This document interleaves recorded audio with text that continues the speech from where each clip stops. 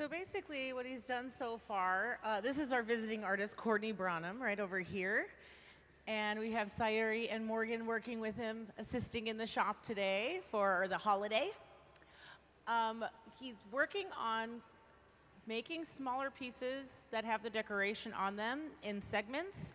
So we can show a Soffietta illustration on the screen for you, just to give you a better idea. So you make the pattern tube, and then you cut little pieces of it off, and then eventually place them into the garage so they could stay at a working temperature. And then as you are ready to make pieces, you then retrieve those already decorated segments and use them to create the piece. So we'll have them setting aside throughout the day, and you can just go over and pick them up as needed. But that's what we're working on right now. And then once he gets down to the bottom of that, then we'll go into making a piece. Also, be sure and check out, there is a display on the wall next to the education studio where Courtney has a piece on display. It's the Drippy Rainbow Cloud Triptych. So right now, he's using a pad of newspaper that's soaked in water, and that just allows him to kind of taper that tube using the pressure of his hand movements.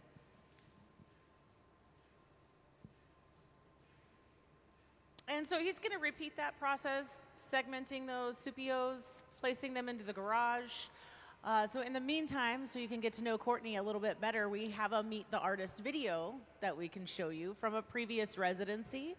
But it'll give you more of an idea of Courtney's background and what he does.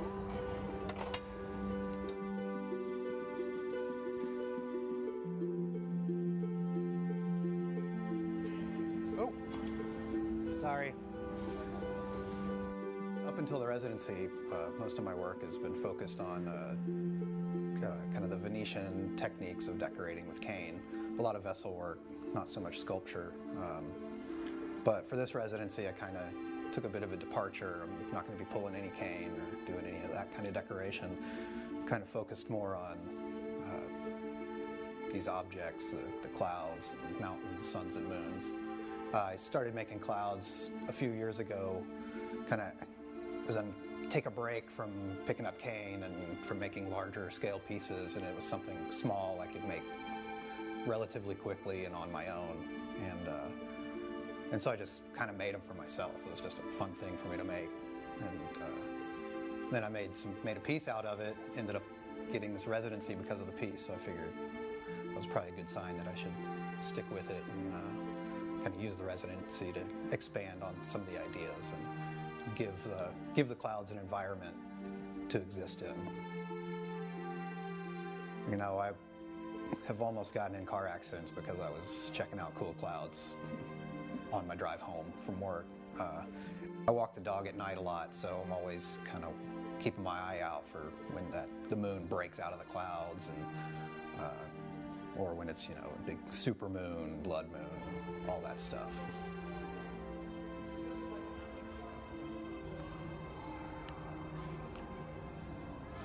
Let's build a happy little cloud. Let's build some happy little... You know, glass blowing is a battle between what you want to make and what you actually make. And over the years, I've tried to use that as a dialogue between myself and the material. And a lot of times when I'm trying to make something, the glass doesn't want to do it. And sometimes that's where the beauty comes in, is this interaction of like, well, that's not what I intended, but like a happy accident, I guess you would call it. We don't make mistakes. We just have happy accidents. You can do anything that you want. It's funny because a lot of glass people make clouds. Oh, this is a tricky one. And I was a little hesitant to jump into it, but I figured I could make it my own, do my own rendition of it. And yeah, everyone seems to be pretty happy. It's hard to be angry at a cloud, I think. I'm working with all my friends. I'm super lucky. I'm friends with some of the best glass blowers and sculptors out there. And I helped them make a lot of their work, and they helped me. And so it was a really great opportunity to just fill the shop with super talented people that are also my great friends. I believe every day's a good day when you paint. I believe it'll bring a lot of good thoughts to your heart.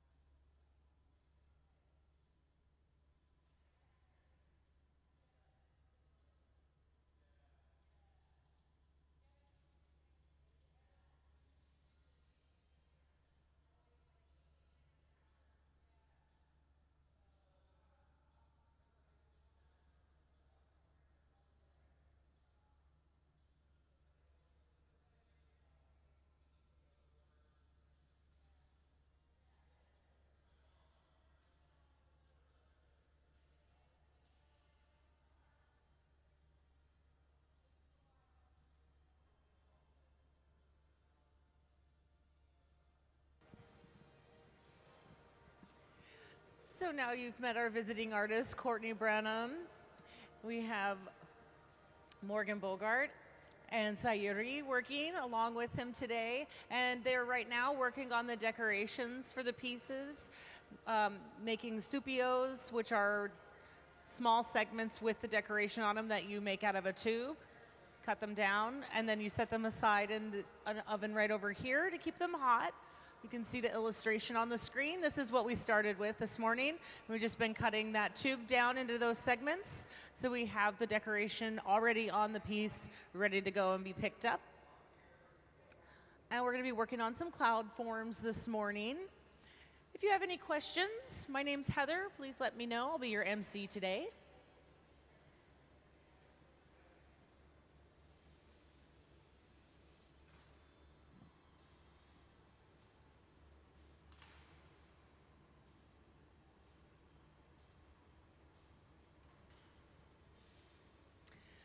So the glass starts out inside the furnace at about 2100 degrees Fahrenheit, and at that temperature it moves like honey. So it's very fluid. If you were to stop turning the pipe, it would literally drip off onto the ground. You can see a diagram of the glass furnace on the screen where there's a large ceramic crucible that can hold up to 1,000 pounds of clear molten glass. And we have 2 of those glass furnaces on the floor. Literally can have a ton of glass at hand. Those 2 furnaces are kept running 24/7, never shut off unless there's a real problem. But they'll run for years, fueled by natural gas and forced air. The reheating chambers that are located in front of the benches are there to maintain a working temperature with the glass, keeping it hot so that it's malleable in order to sculpt and change the shape. And those are about 2,300 degrees Fahrenheit. They get turned on about an hour before we start working in the morning, and they're shut off at the end of the day.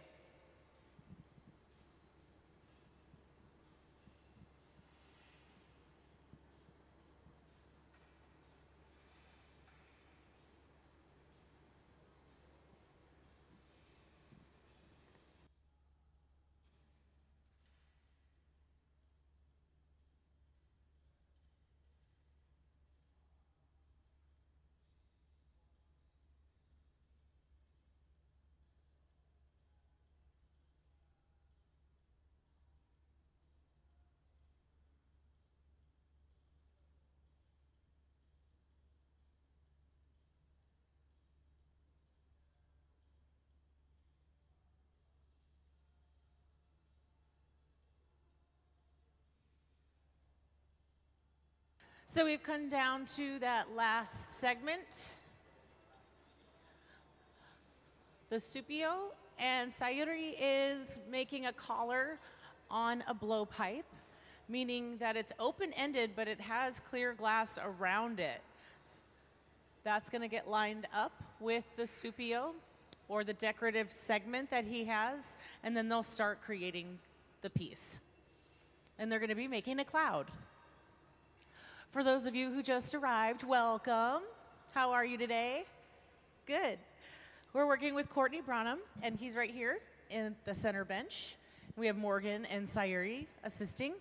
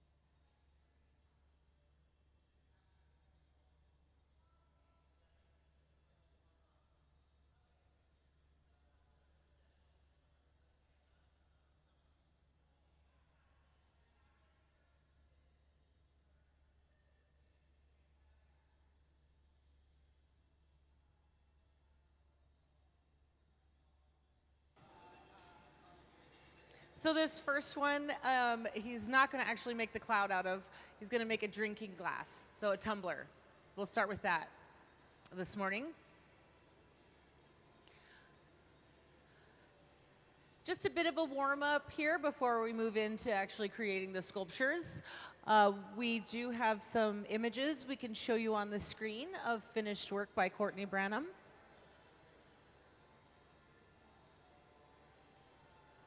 You can also see his work in person on display just next to the education studio as a preview for our Red Hot auction coming up September 24th.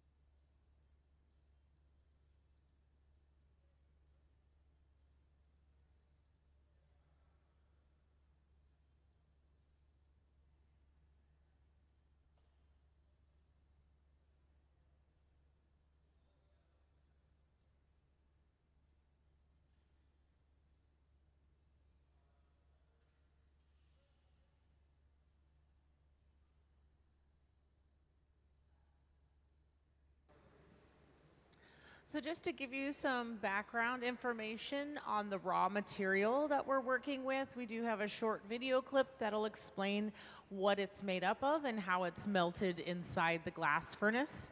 So we're gonna play a short clip on the screen charging the furnace.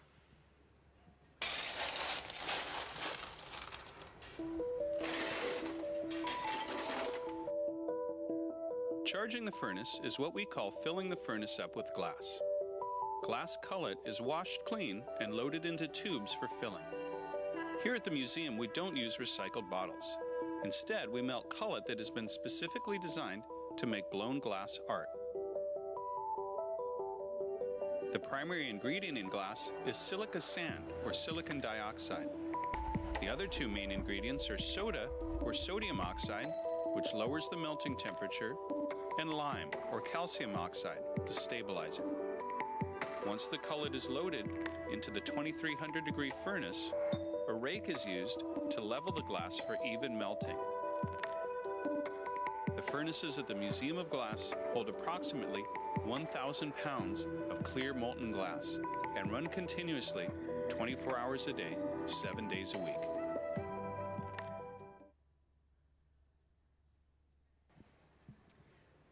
So as you can see, there's a lot of color used in glass, and today we're using cane as a decoration on these pieces. In this case, it starts out by heating up a chunk of solid colored glass. The colored glass is made at a manufacturer, and it's a compatible formula with our clear glass. So we're able to heat this up and apply it to the clear glass, in which case you would heat up a chunk of color, encase it with a gather of clear, and then attach pipes to either end, stretch it along the length of the hot shop in order to get cane. So then it's chopped up into even licks, and then you have straight lines of color, in which case we're using them as stripes. So he laid a whole bunch of these out on a kiln shelf, rolled a bubble over them in order to get a bunch of straight lines or stripes on the glass. So that's what we're working with now. And Courtney's gonna be making a tumbler or a drinking glass out of this piece.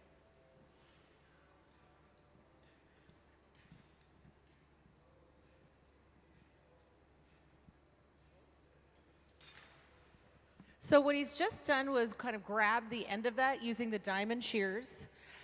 And as he was grabbing it, he was still turning the pipe in order to spiral those lines. So now we have a spiraling pattern on this bubble. Morgan blew through the pipe, which expanded the bubble on the other side.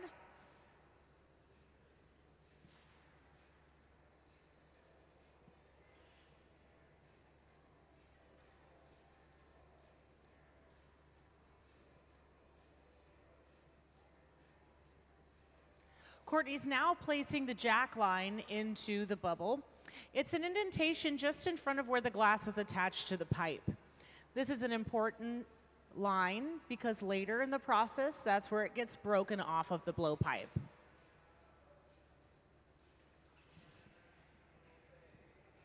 What color are those? I think it's a transparent brown. Oh, that's right. Bernstein. Well, it's transparent brown over something else. Hello?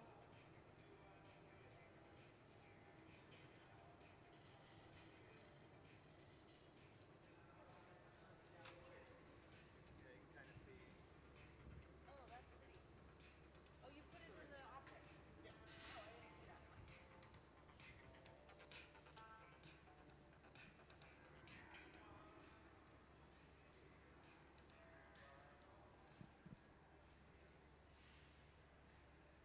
There's got to be a smaller one somewhere.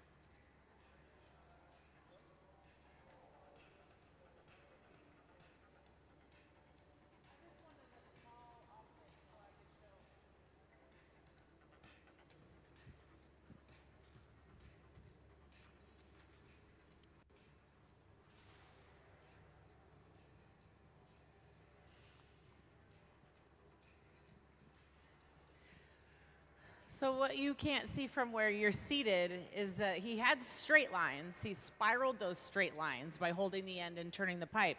And then he placed the bubble into an optic mold. So now the lines are scalloped and spiraling. So this will actually maintain a texture on the surface of the glass as well as moving those lines into a scallop pattern.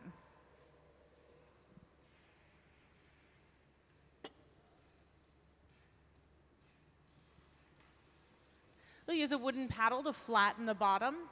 The outer end of the bubble is the bottom of the drinking glass. The next step in the process is to transfer this onto a punty.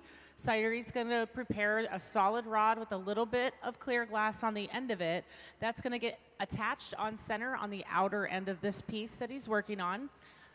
Once it's securely attached, they'll break it off of the blowpipe, and that'll give them access to shaping the mouth or the opening of the cup.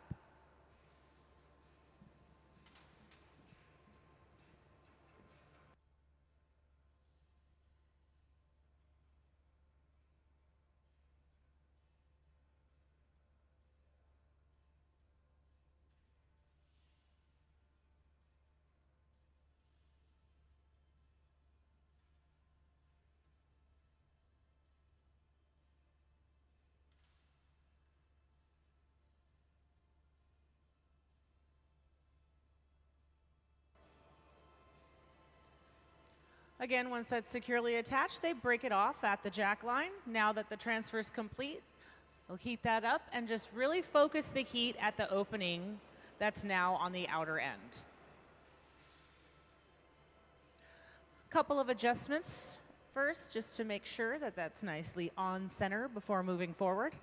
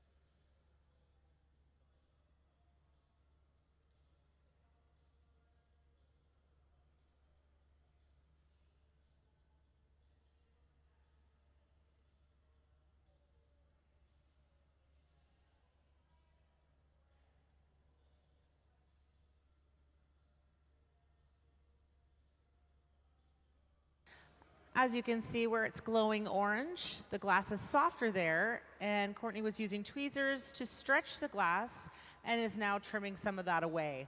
Where it was attached to the original pipe, it's a little bit thicker right there and also a little uneven from where it was broken off. So you just pull that out to stretch it to create an even wall thickness, and then use the shears to trim some of that away and create a level lip.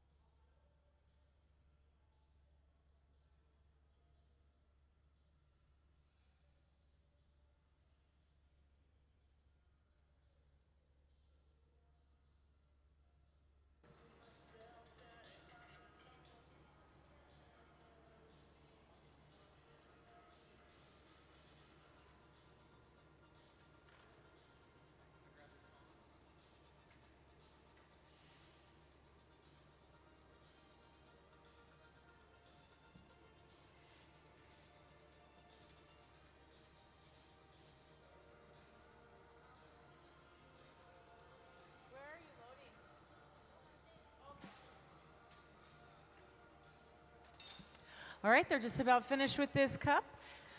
Sayuri has tongs in order to grab the cup and then place it inside the annealing oven. They're loading into this one right over here. It's a large black rectangular kiln. And that holds the glass at a safe temperature around 900 degrees Fahrenheit. Throughout the day, we can continue loading into that oven. At the end of the day, they'll start a slow cooling cycle that will safely bring the glass down to room temperature, relieving stress in the glass so that it doesn't crack from thermal shock. And that will take overnight for these pieces.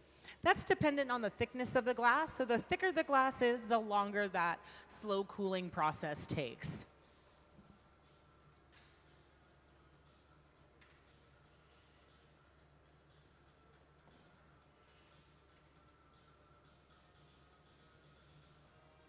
A little water is applied in front of where it's attached to the pipe to create a weak point. Then you can tap the pipe to break it off. Fire polish the bottom of that to smooth off the area where it was broken from the pipe.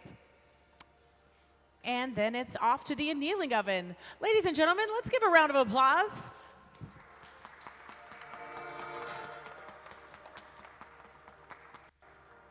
For those of you who just came in, this is Courtney Branham, Sayuri and Morgan. Let's hear it for their teamwork once again.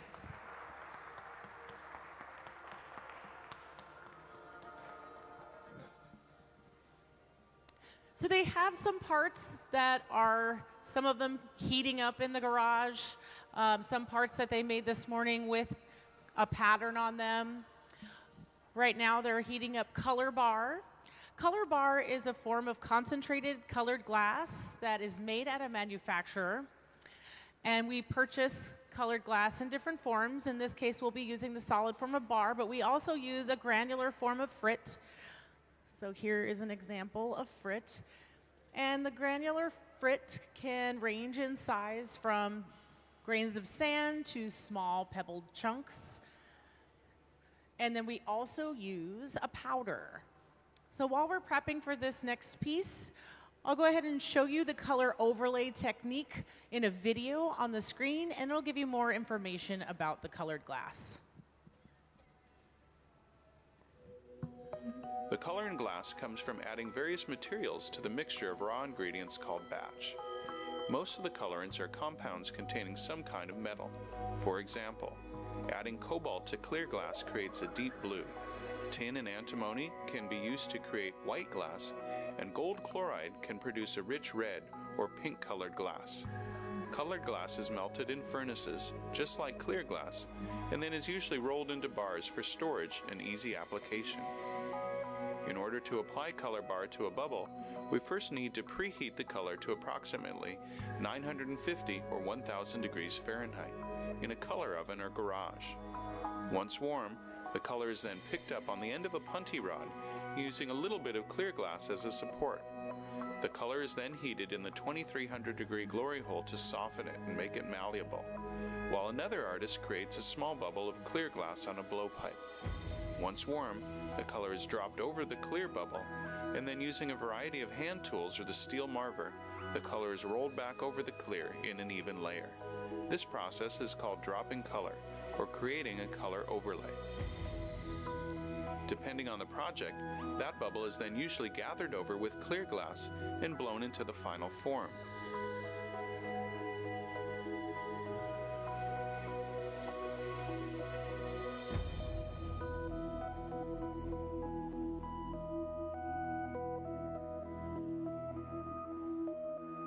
The finished product may appear to be all made from colored glass, but when viewed in cross-section, we can see that there is only a thin layer of color sandwiched between many layers of clear glass.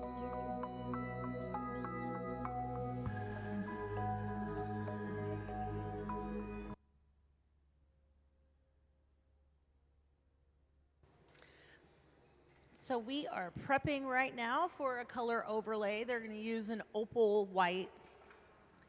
Morgan has the white colored glass that she's heating up and shaping on the end of the pipe over there. And Sayuri has the clear bubble that they're going to apply that layer of color to. They're going to be making a cloud.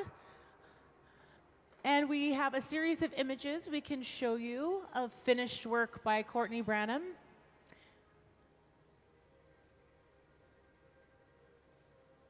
You can also see his work in person in the Grand Hall on the wall just next to the Education Studio. And Vetri Gallery in downtown Seattle.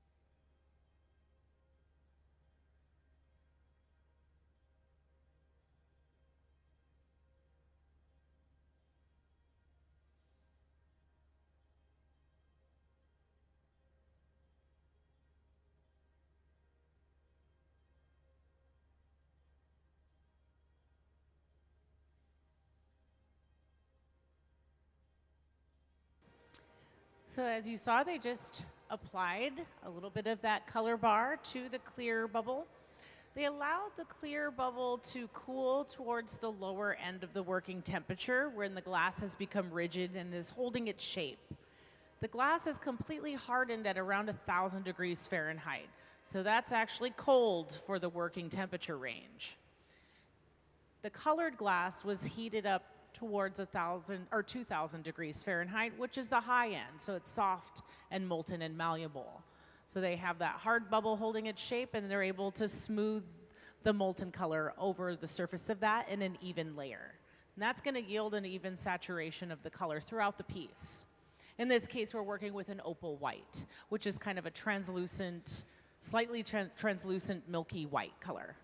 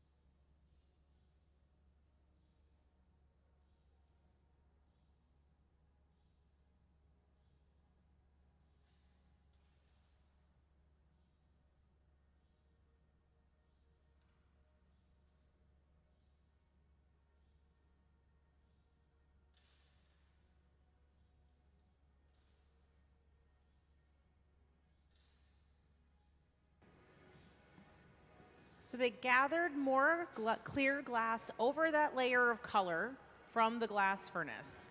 Sometimes there are little air bubbles in the glass, and what you can do when it's still soft and molten and fresh like that, you can pull that out with shears, trim it away, and then just reshape that area.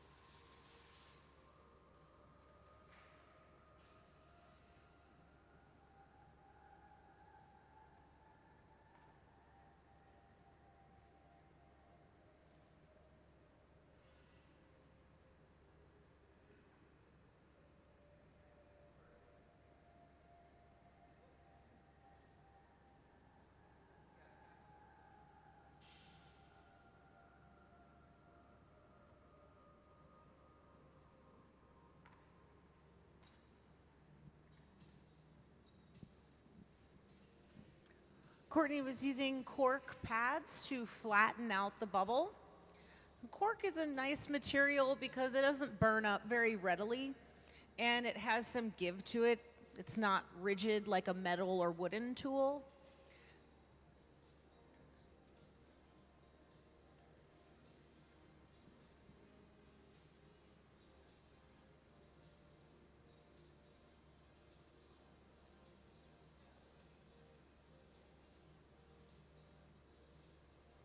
There is a kiln shelf with beeswax on it. Sayuri's going to use a propane torch to preheat that a little bit, and that's just going to help them use that as a flat plane to further flatten out areas of this bubble. Again, we're sculpting a cloud here. So you'll see Courtney bring that over and lay it onto the kiln shelf, moving that back and forth. Then there's also a tool that has a crescent shape in it that he'll use to put the indentations in the cloud.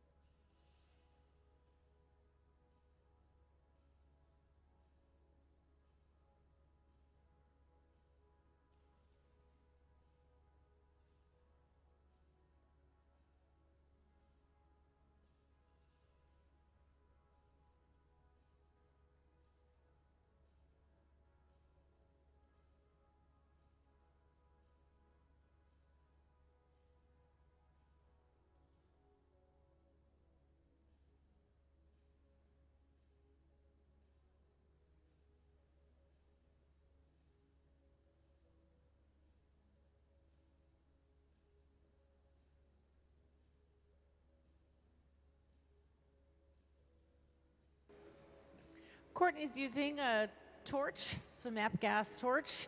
You can heat up certain areas of the glass by supplementing heat with a torch in order to change the shape in that specific area. So by heating that one specific spot up, the surrounding areas are still holding the shape, so you can just change the shape wherever you focus the torch. Also, by blowing into it, the glass is going to expand at the point of least resistance, so wherever it's hotter, it's going to bulge more in that area.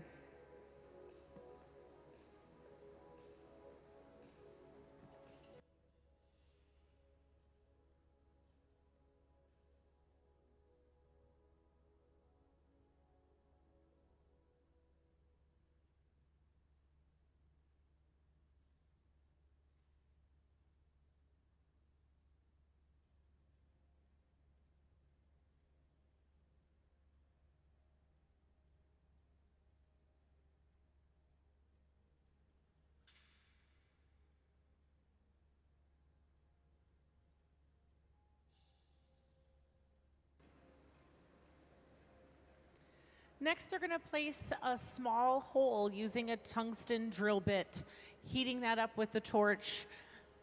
The hole is there so that the air does not get trapped inside of the cloud, because once they transfer this onto the punty that Morgan's preparing, they're going to close off the area where it's attached to the blowpipe now. If we were to completely enclose the bubble with air, and it'll have air trapped inside, which would then expand from the heat and change the shape. So we have to have somewhere to vent the bubble.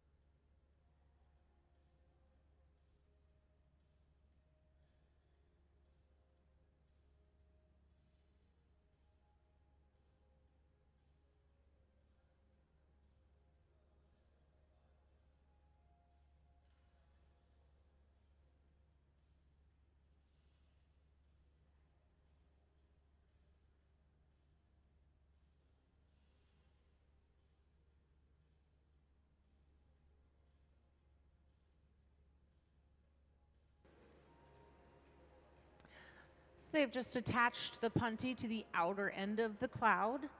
Then they'll break it off of the original blowpipe, giving them access to shaping the other side.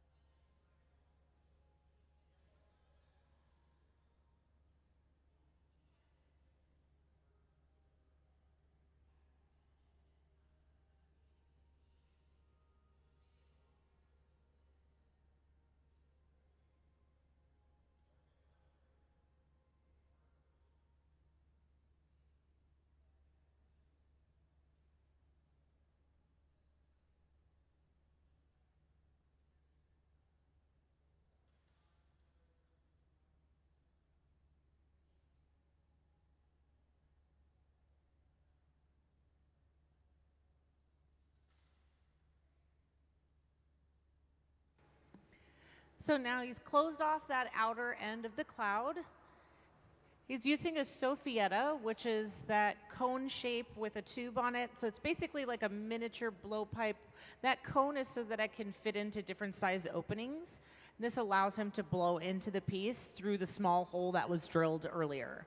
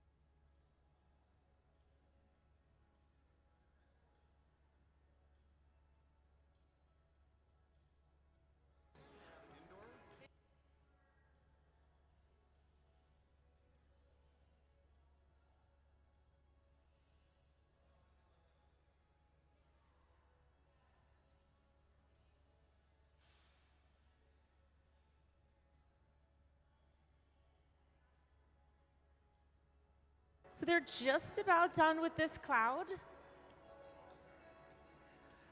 Before they finish this one, he's already had Morgan pick up color bar for the next piece. And they'll do the color overlay technique by adding a layer of that opal white to a clear bubble. So you'll see Sayuri's gonna get a blowpipe, start the clear bubble while Morgan's heating up that color.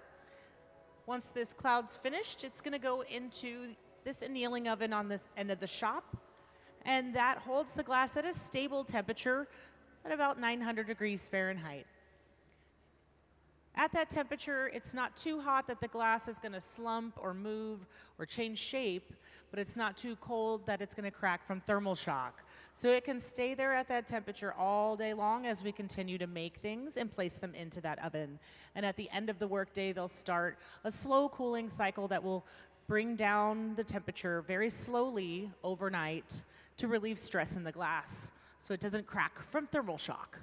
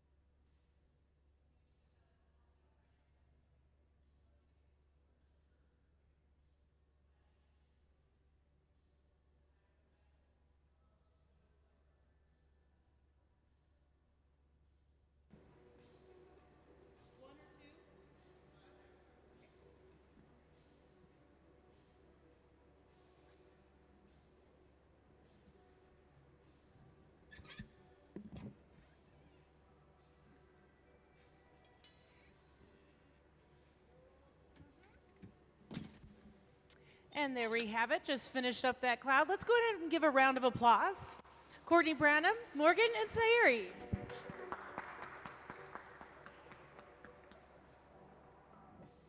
And they just applied some molten color to the clear starter bubble. Sayuri's gonna work on making a smooth, even layer out of that. Then they'll gather a little more clear glass over the top, and that'll give them enough to make the cloud. And they're gonna do another one of those. You can also see Courtney's work in person. It's on display in the Grand Hall, just next to the Education Studio. And also at Vetri Gallery. You can visit Vetri Gallery in downtown Seattle or go to their website at vetriglass.com. The piece that's on display in the Grand Hall is actually a preview for our Red Hot auction, which is taking place September 24th.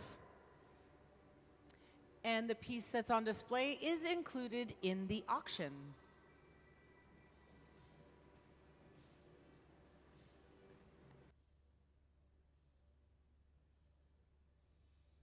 For more information about the Red Hot auction, visit our website, museumofglass.org. If you'd like to see the full catalog of the live and silent auction items, you can also find that on our website.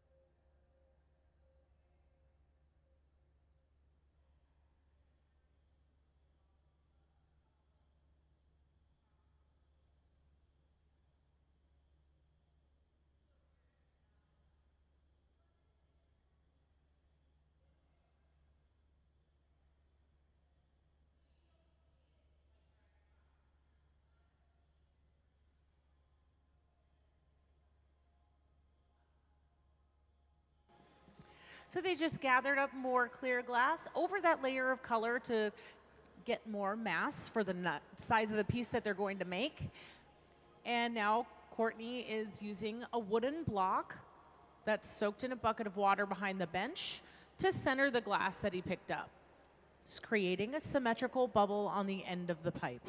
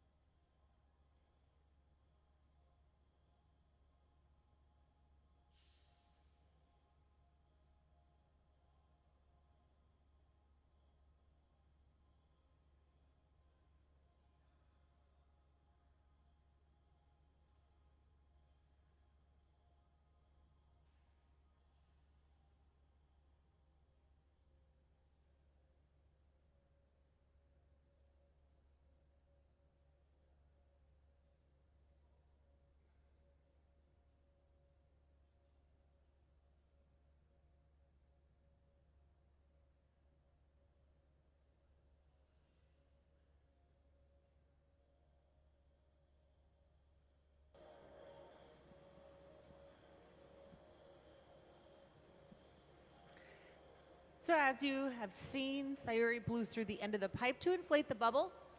And now Courtney is placing a jack line, which is an indentation in front of where the glass is attached to the blowpipe.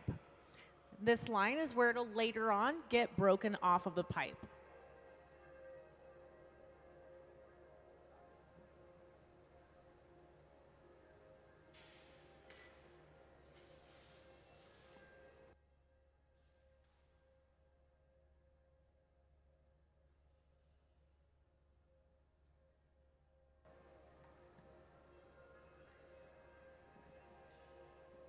Next, Courtney's going to go through a series of sculpting techniques to shape the cloud by flattening out the bubble.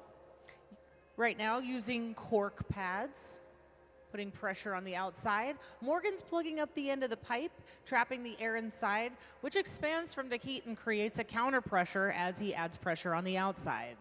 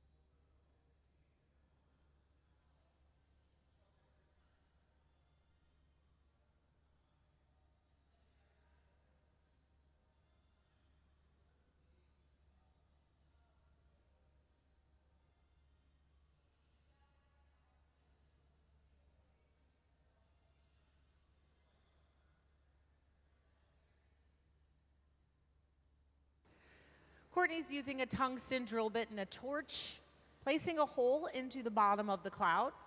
Because once they transfer this onto the punty, which Morgan's preparing on the other end of the shop, they'll break it off of the original blowpipe and close the hole off on the other side. So basically, if we were to enclose this completely, the air that's trapped inside would expand from the heat. So we have to vent it using that tungsten drill bit and drilling a hole in the bottom.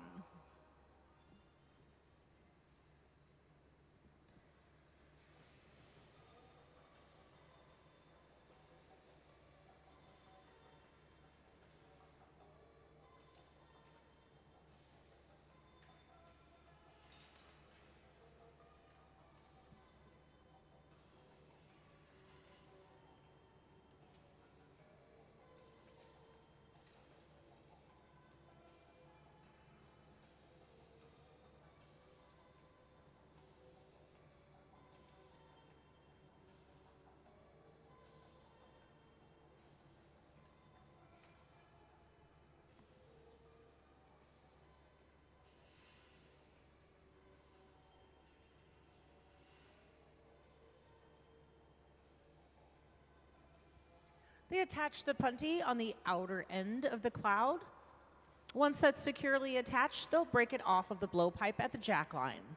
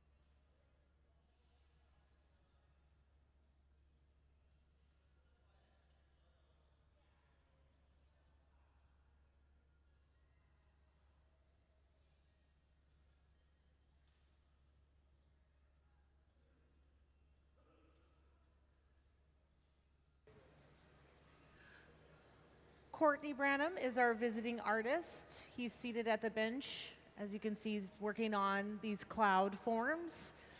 Courtney has work on display in our grand hall as a preview for the auction that's coming up September 24th. One of his pieces is a triptych that's on display out there with the rainbow dripping from the clouds. And that's going to be sold in as one of the auction items September 24th at our Red Hot auction. He's also represented at Vetri Gallery, which is in downtown Seattle. And you can check out their website, vetriglass.com.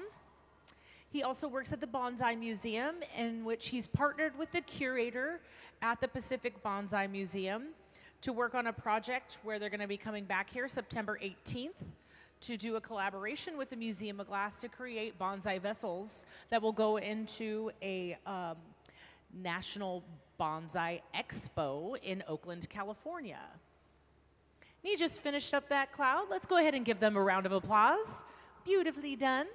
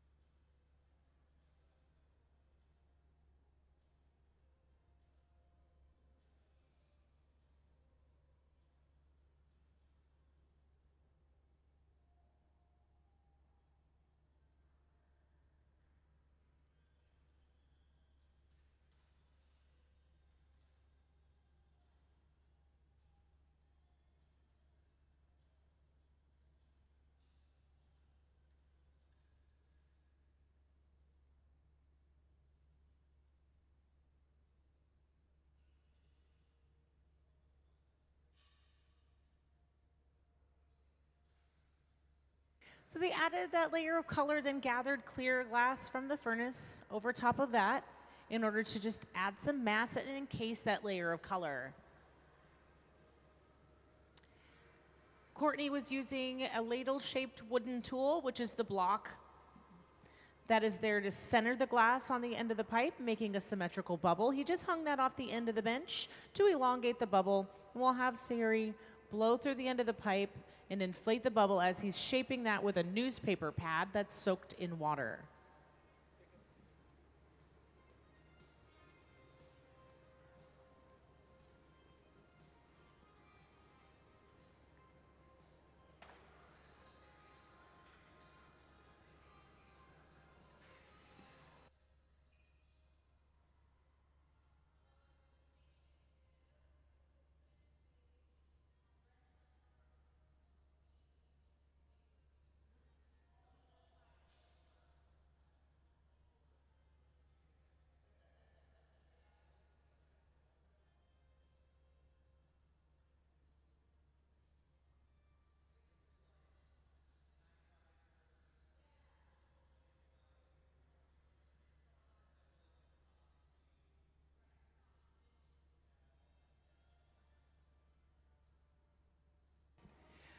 Courtney just placed an indentation in the glass in front of where that's attached to the blowpipe. That is the jack line. The tool that he's using are called the jacks, which makes it the jack line. But it's an important line because that's where it's going to get broken off of the blowpipe later in the process.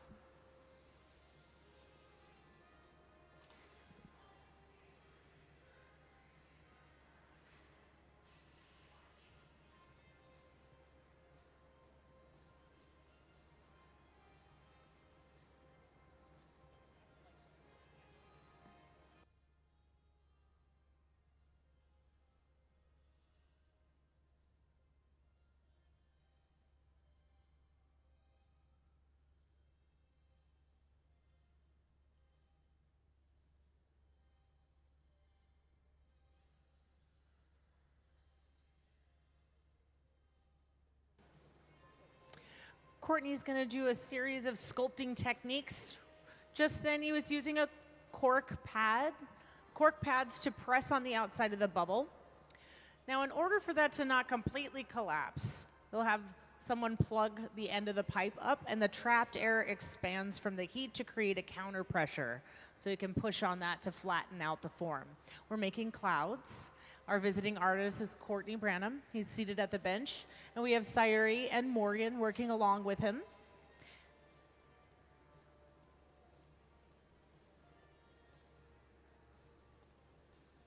We'll show a series of images on the screen so you can become more familiar with finished work by Courtney Branham.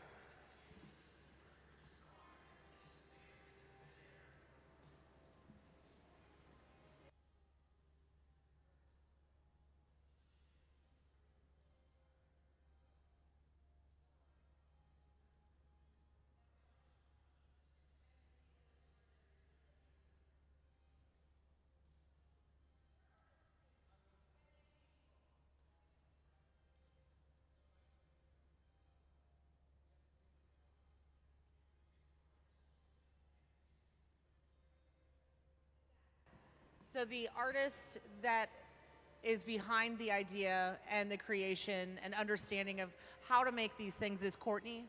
So this is his work. The other two people are there just assisting in this case. They're both skilled glass blowers as well, but this is all focused on his idea, his work, and they're under his direction at the moment. And those roles can change depending on who is in the driver's seat, I guess you could say. So in which case you can hire people to help you make your work. They're paid and that's what they get. You could. Helps if you know how to make the thing though. You don't always have to. We here at the Museum of Glass have a visiting artist program, and we do like to diversify people that come into our hot shop in terms of having people that are not glass artists come in with ideas of things that they want to be made into glass, and our hot shop team then takes those ideas and interprets them based on the limitations of the medium of glass. And it's still the credit for the artwork is the name of the artist who had the idea of that piece. It's their work, yes. Yeah.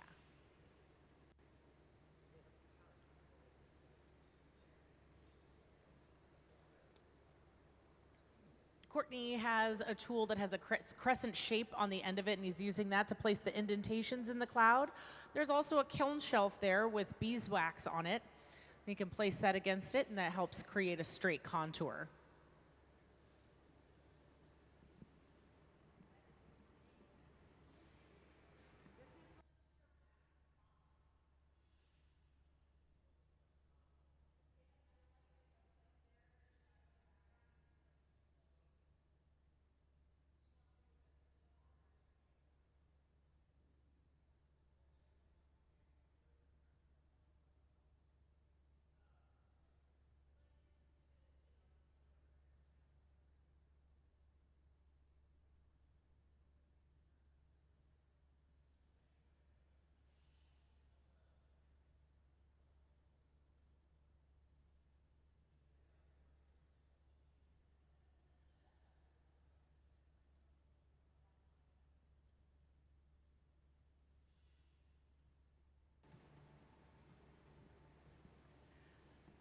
All right, I do have a short video clip that I'd like to share with all of you since you all are fairly new in here, haven't seen it yet.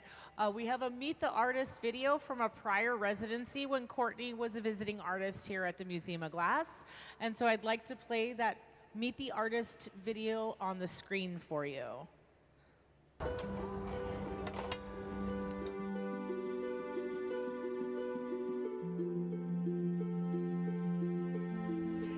Oh, sorry. Up until the residency, most of my work has been focused on kind of the Venetian techniques of decorating with cane. A lot of vessel work, not so much sculpture. But for this residency, I kind of took a bit of a departure. I'm not going to be pulling any cane or doing any of that kind of decoration. Kind of focused more on these objects, the clouds, mountains, suns, and moons. I started making clouds a few years ago, kind of as I take a break from picking up cane and from making larger scale pieces, and it was something small I could make relatively quickly and on my own. And so I just kind of made them for myself. It was just a fun thing for me to make. And then I made a piece out of it, ended up getting this residency because of the piece, so I figured it was probably a good sign that I should stick with it and kind of use the residency to expand on some of the ideas and give the clouds an environment to exist in. You know, I have almost gotten in car accidents because I was checking out cool clouds on my drive home from work. I walk the dog at night a lot, so I'm always kind of keeping my eye out for when the moon breaks out of the clouds, and or when it's, you know, a big super moon, blood moon, all that stuff.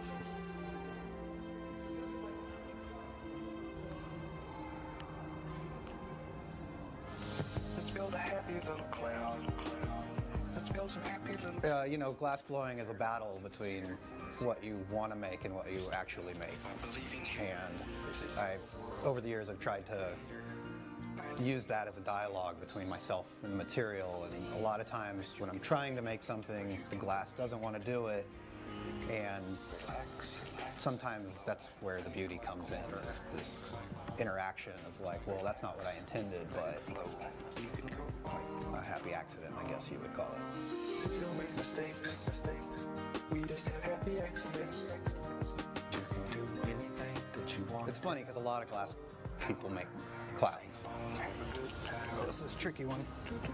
And I was a little hesitant to jump into it, but I figured I could make it my own, do my own rendition of it. And yeah, everyone seems to be pretty happy. It's hard to be angry at a cloud, I think. I'm working with all my friends. I'm super lucky. I'm friends with some of the best glass blowers and sculptors out there. And I help them make a lot of their work, and they help me. And so it was a really great opportunity to just fill the shop with super talented people that are also my great friends. I believe every day's a good day when you paint. I believe it'll bring a lot of good thoughts to your heart.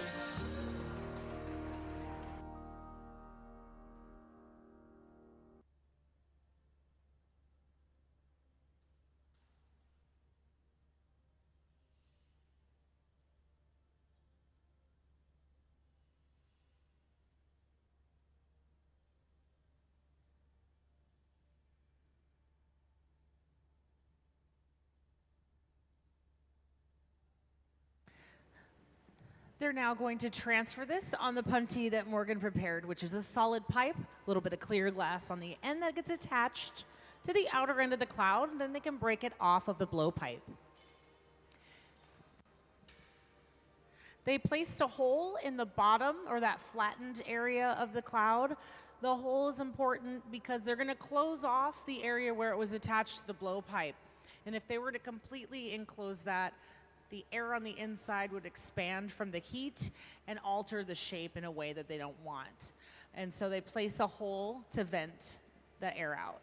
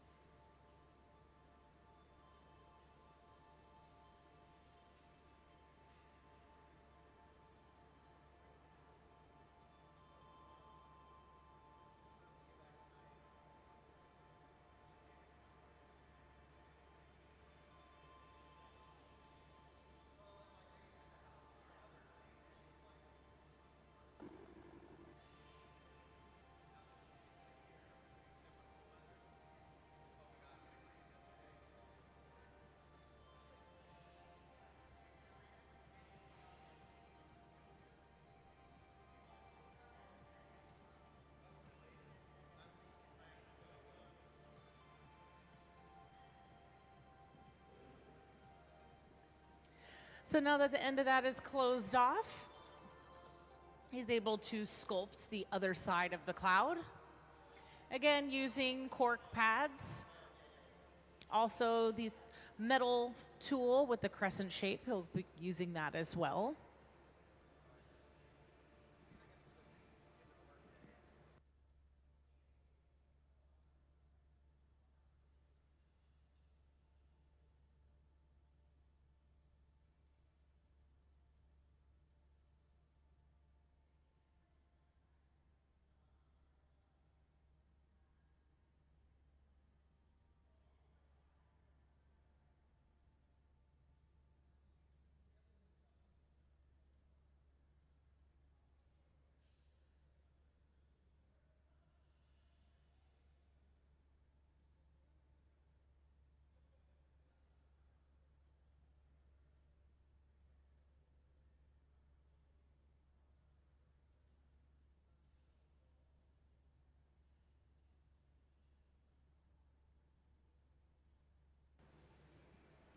And once again, back over to the kiln shelf that's on the marver table.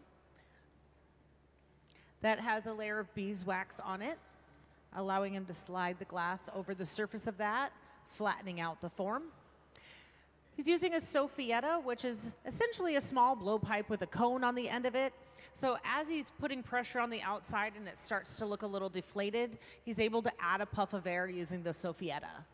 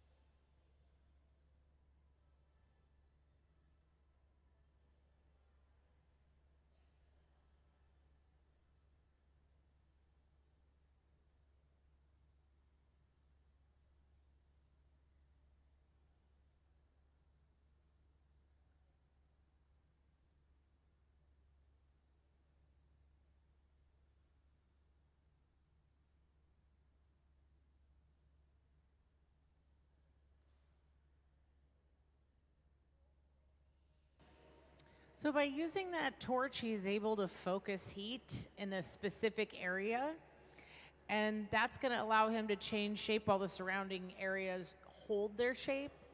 In this case, he'll likely add a puff of air into that, just kind of create like a more rounded bulge, I guess, right? Just wanting it to increase a little bit that bulbousness right where he focused the torch. So the glass is going to expand at the point of least resistance, meaning the area that's hotter. So if he torches in an area, then blows into it, it's going to bulge more there.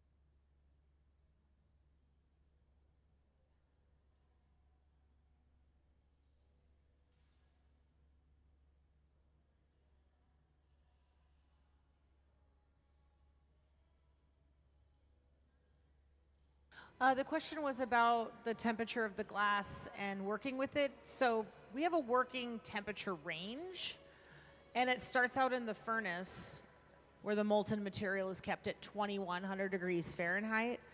And so at that temperature, the glass is very fluid and moves like honey. So if you stop turning the pipe, at that point, it just drips on the ground. And then as it cools, it stiffens, and it's completely rigid at around 1000 degrees.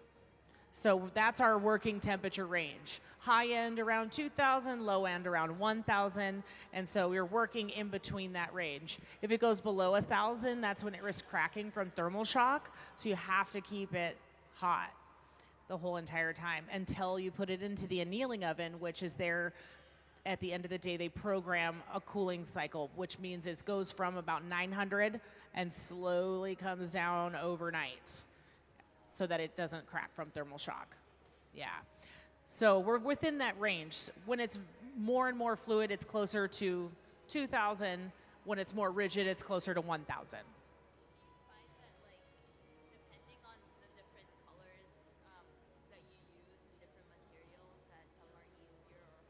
Yes, the question was, are different colors, do they have different behaviors? So some, like for instance, like a black can be very soft next to like an opaque white, which is very rigid. Even though they're the same temperature, they're moving differently. So sometimes it is tricky when you're putting color combinations together to do an experiment first or a test to see how those two colors maybe work next to one another, because even on like one bubble, if you have multiple colors that behave differently, they can start to pull away from each other, and different weird things can happen because of that. So yeah, there are, because of the metal oxides and the different ingredients like opacifiers and things that cause the colors in glass, they move differently at the same temperature.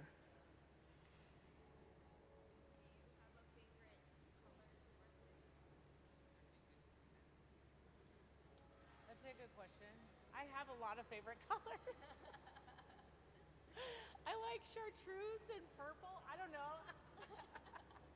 I get a lot. Yeah. I mean, I don't really like the soft colors. Like, and you can get a stiff black, so it's just a different formula. They add an ingredient in it to make it more stiff. So it depends on what you want to do, I guess. Yeah. Like what you're making, you know. Most of the time, especially if you're just using one color, it doesn't really, you won't really notice too much.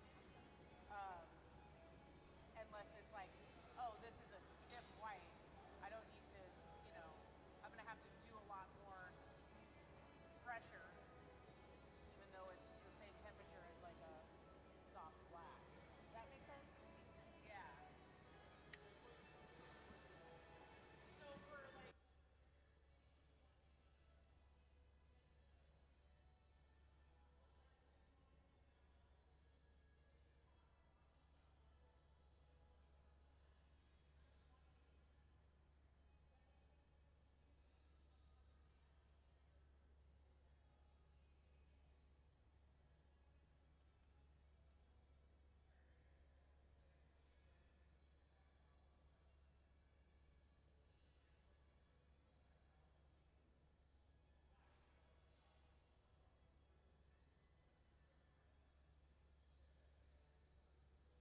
it is the glass formula. It is formulated at a manufacturer. All the ingredients are refined before putting them together.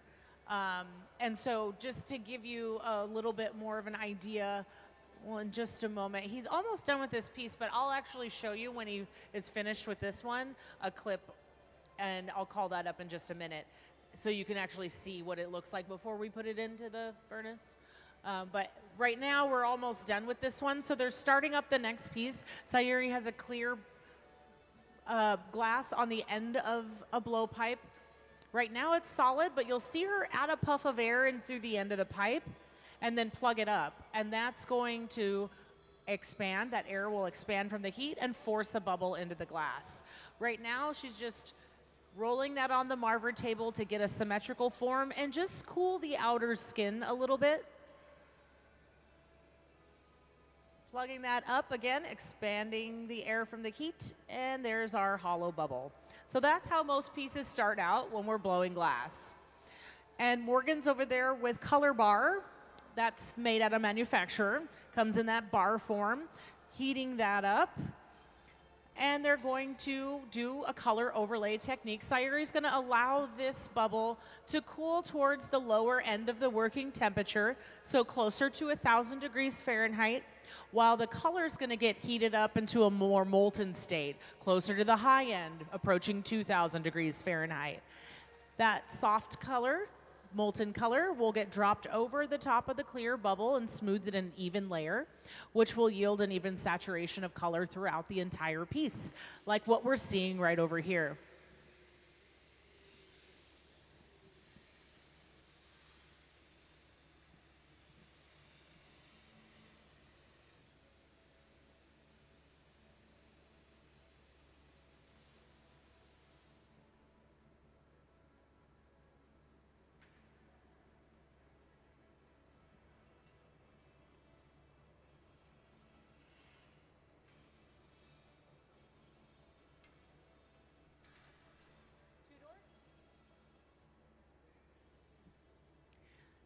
This piece is going to go into this annealing oven right over here and hold at a stable temperature throughout the day.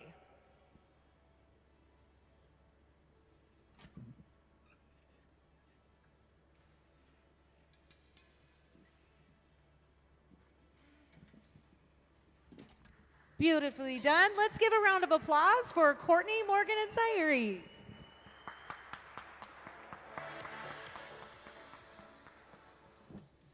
So that's stable temperature, meaning that it's not too hot that it's going to slump or move or change shape, but not too cool that it's going to crack from thermal shock. It can stay at 900 degrees all day long as we continue to make things and add them into that oven. At the end of the workday, they'll start a slow cooling cycle that they program into the controller that'll safely bring it down to room temperature overnight. And they just applied the color to the clear bubble for the color overlay technique that they just used. It's one way to get the color onto the clear glass.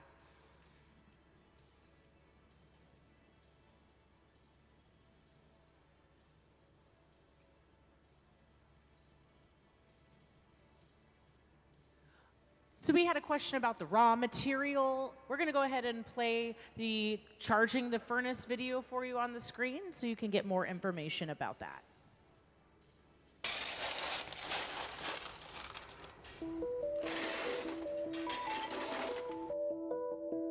Charging the furnace is what we call filling the furnace up with glass. Glass cullet is washed clean and loaded into tubes for filling. Here at the museum, we don't use recycled bottles. Instead, we melt cullet that has been specifically designed to make blown glass art. The primary ingredient in glass is silica sand, or silicon dioxide. The other two main ingredients are soda, or sodium oxide, which lowers the melting temperature, and lime, or calcium oxide, the stabilizer. Once the cullet is loaded into the 2300-degree furnace, a rake is used to level the glass for even melting. The furnaces at the Museum of Glass hold approximately 1,000 pounds of clear molten glass and run continuously 24 hours a day, 7 days a week.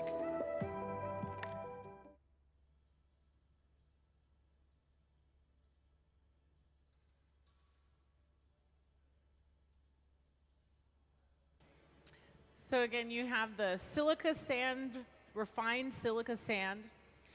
That melts over 3,000 degrees Fahrenheit. So the soda ash is the flux that helps bring the melting temperature down, and then calcium carbonate is the stabilizer. And that's the three main ingredients in most glass formulas.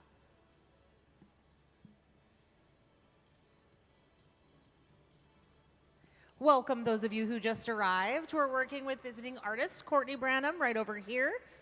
And then Morgan and Sayuri are assisting today. So far what they've done is a color overlay. They took a solid piece of colored glass, heated it up to the high end of the working temperature, where it's soft and molten, approaching 2,000 degrees. Dropped it over a clear starter bubble they created on a blowpipe, which was cooled to the low end of the working temperature when the glass has become rigid, down towards 1,000 degrees. So that's our main working temperature range. So we have this bubble holding its shape. We have the molten color that they dropped over the top of it and smoothed in an even layer. In this case, they're using an opal white. Now he's allowing that, again, to cool so it holds its shape. He'll go back over to the furnace where the molten glass is kept at 2,100 degrees Fahrenheit to gather up some more material. And that's going to encase that layer of color and also give him more mass for the size of the piece that he's going to make.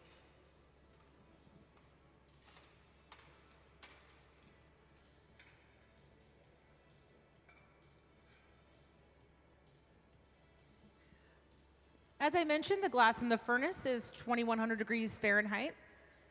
At that temperature, that's the high end of the working temperature, the glass moves like honey. It's very fluid. If he were to stop turning the pipe right now, it would drip off onto the floor.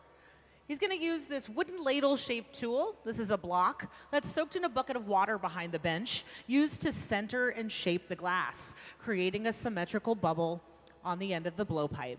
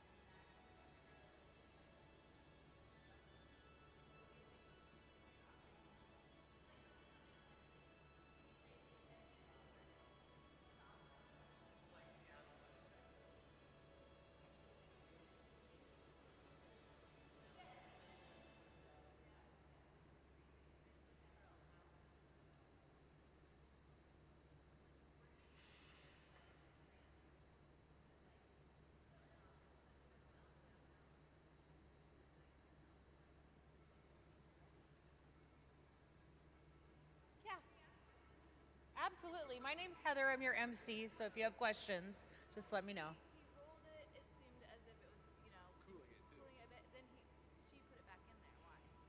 because he needed to center it more. So if it's not quite right, you could do that. You could repeat it a couple times. Mold it. Yeah, to just make it symmetrical. Yeah. So he's just working with it to make Right now, just making it on center.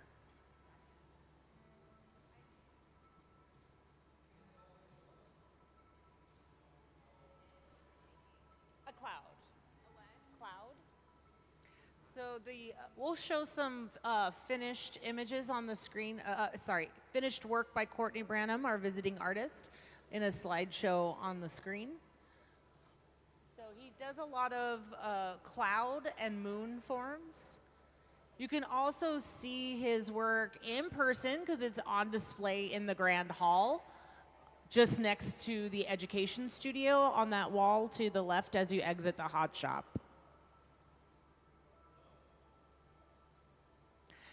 Courtney is represented at the Vetri Gallery in downtown Seattle, and you can find that online, vetriglass.com. He'll also be working with the curator of the Pacific Bonsai Museum. They'll be coming back September 18th to do a collaboration with our team here at the Museum of Glass to create vessels for bonsai trees. And it'll be in a Pacific Bonsai Expo in Oakland, California.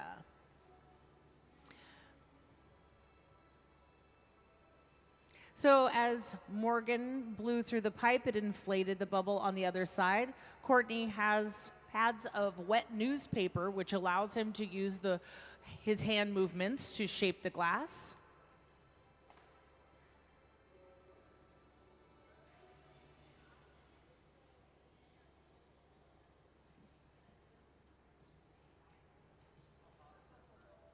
So the reheating chamber that's located in front of the bench is kept at 2,300 degrees Fahrenheit.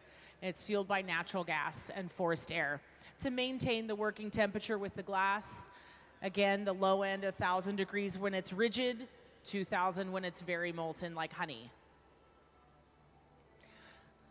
Courtney's placing the jack line or the neckline into the glass. That is an indentation just in front of where the glass is attached to the pipe.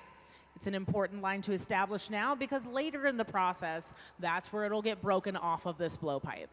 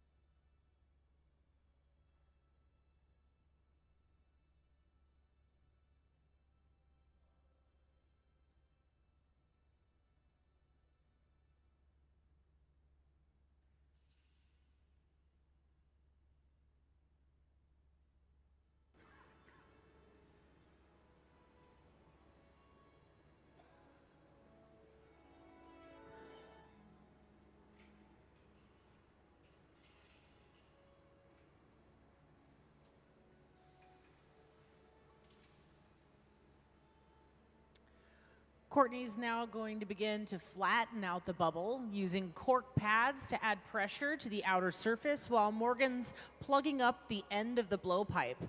That's trapping the air on the inside, creating a counter pressure so it doesn't fully collapse.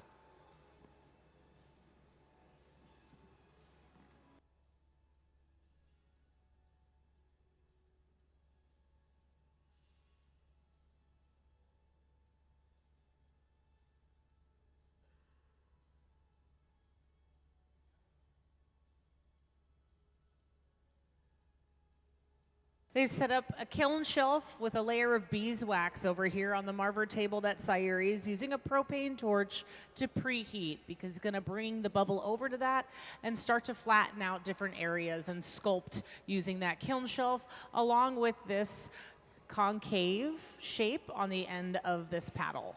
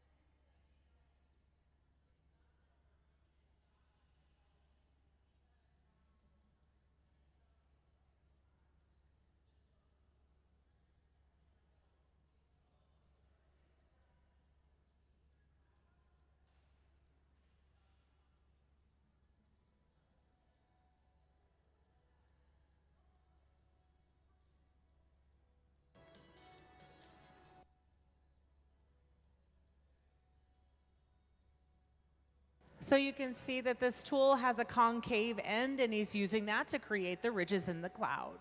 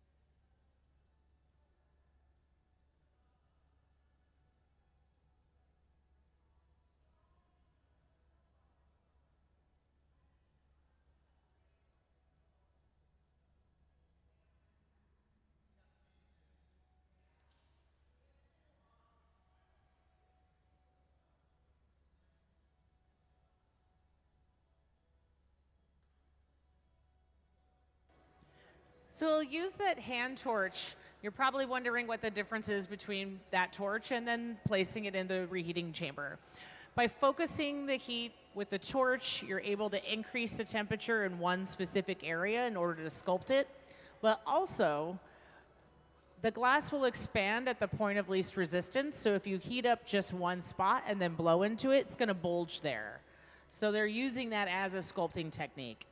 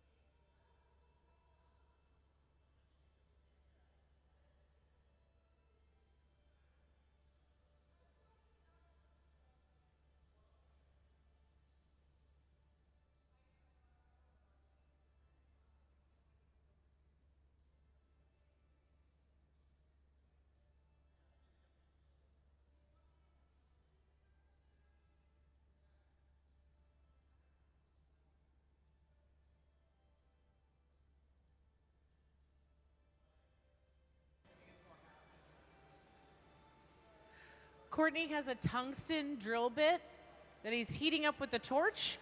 He's going to place a hole in that flattened area or the bottom of the cloud.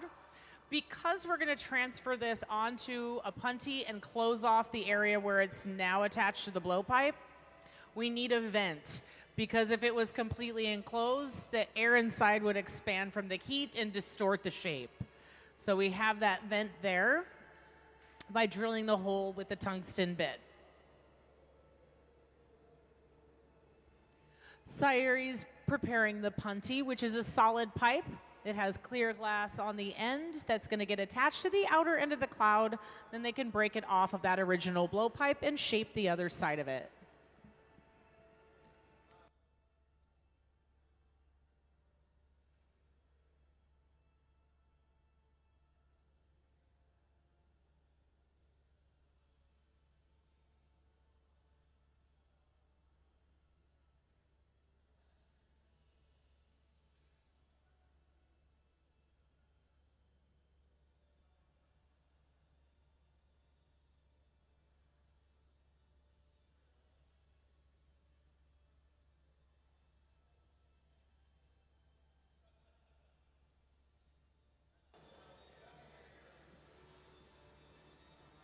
Once the punty is securely attached, he'll break the cloud off of the blowpipe right at the jack line. That original indentation I explained where they break it off of the blowpipe.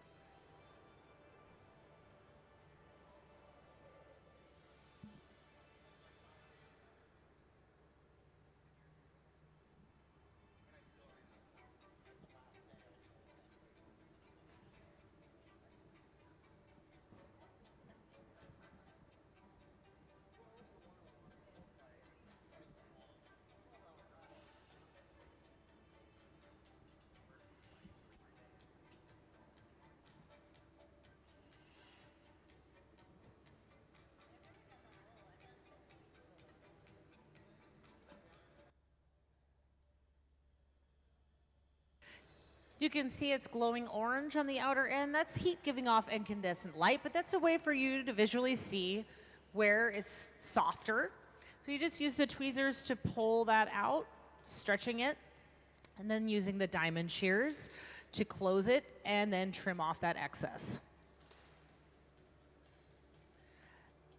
This is a Soffietta. Essentially, it's a small blowpipe with a cone on the end of it, which will allow him to blow into the piece now that the ends are closed off.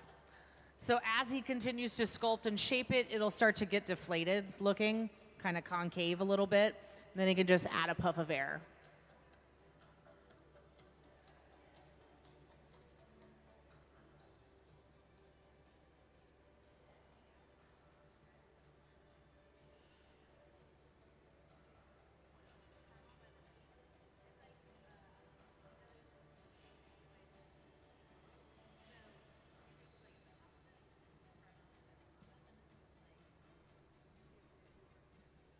By pointing that down, he's just letting it stretch out using gravity. The glass is actually soft enough to stretch.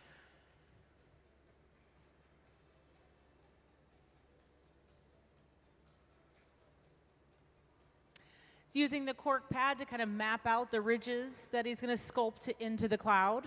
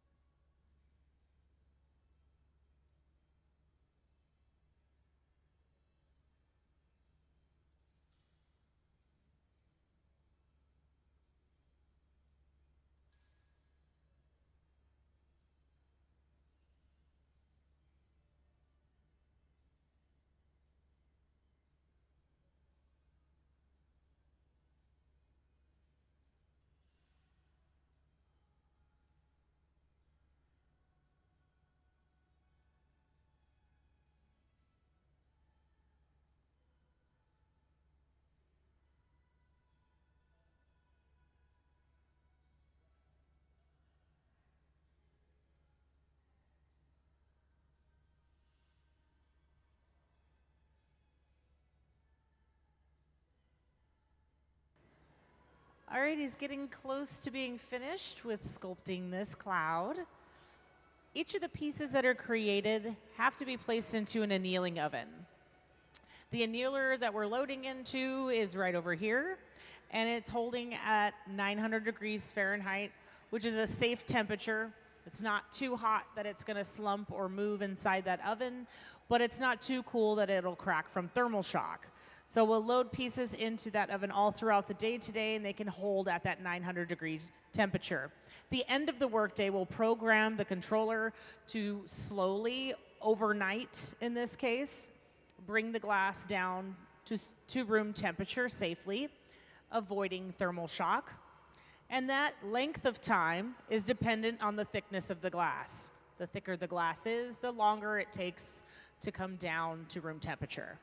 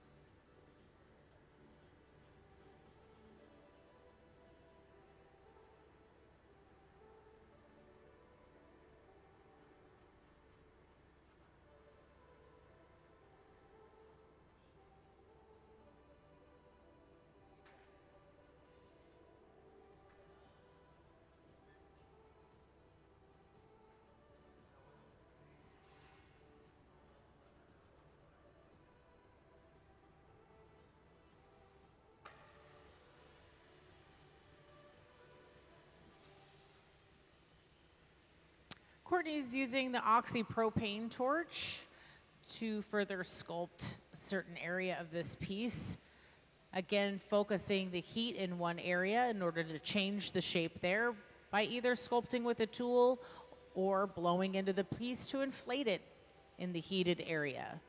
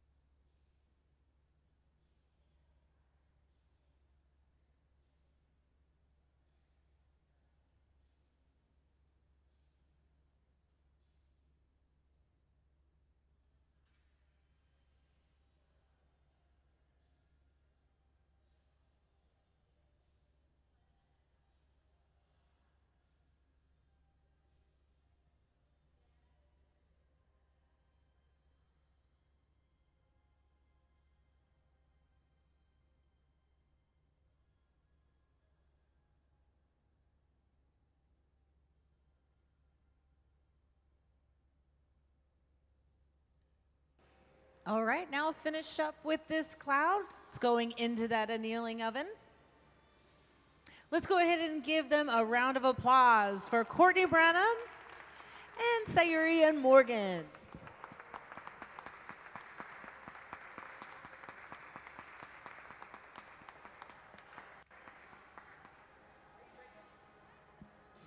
Does anyone have any questions? We're about to take a break and get a snack. We'll be back in an hour from now, but before you go, if you have any questions. Yeah. What is he working on? Does he already have, like, does he have something that he has in mind, obviously, already? Like, how many pieces are part of his final? It varies from project to project, but Courtney's been working with glass for well over 20 years. And he has worked in different capacities, but some of them will go into like the triptych that's out in the Grand Hall. So sometimes they'll be put together. What's that? Like adding to So like a painting, if you see a painting that it's like 3 separate canvases, that's a triptych. And so he is approaching these in a way almost like a painting, like the ones that are in the Grand Hall. Yeah. and some of them are displayed on metal stands and different things like that. The ones that are in the Grand Hall, it's a preview for the auction item. There's a few pieces on display on that wall. They're all going to be for sale at our annual auction September 24th. So it's just a live preview of what's going to be offered that day. He's also represented at Vetri Gallery, which is in downtown Seattle. And you can check that out, Vetri Glass, VETRI, glass.com. Yeah. All right. Yeah, we'll be back in an hour. Enjoy your time.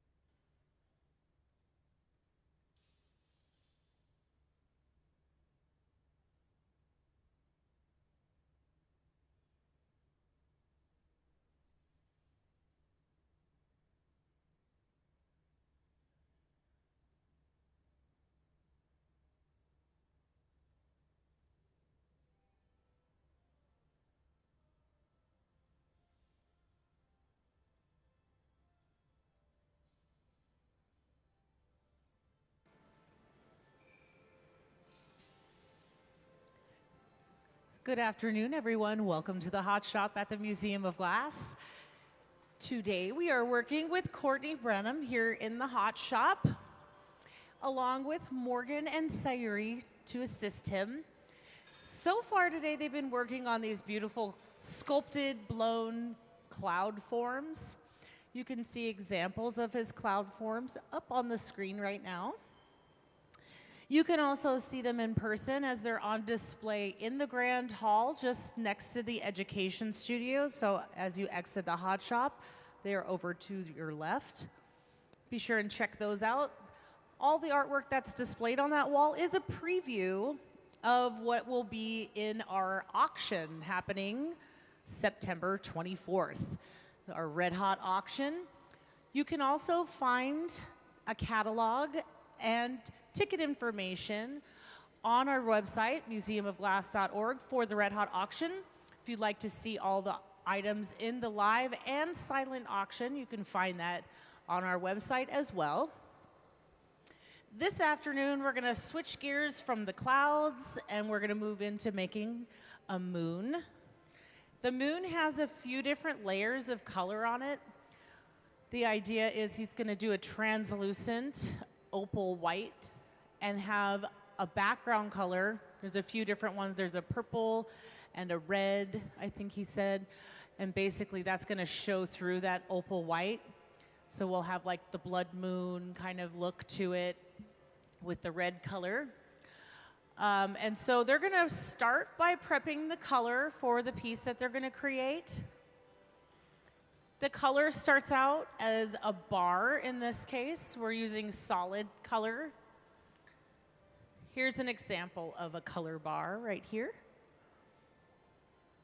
Color bar is made at a manufacturer, and it is a compatible glass formula with our clear glass that we melt inside our glass furnaces. They add metal oxides and different ingredients like opacifiers, things like that, to get the colors in the glass. And then we purchase it already colored and apply it to the clear glass through various techniques outside of the furnace.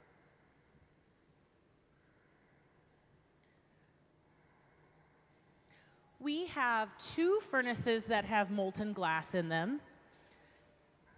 So you'll see this one right over here that they're gathering from. The molten glass is kept at 2100 degrees Fahrenheit.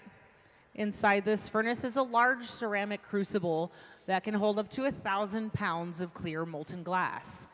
There's another one just like that right over here on the other side. You can see the diagram on the screen. These 2 furnaces are kept running 24 hours a day, 7 days a week, fueled by natural gas and forced air.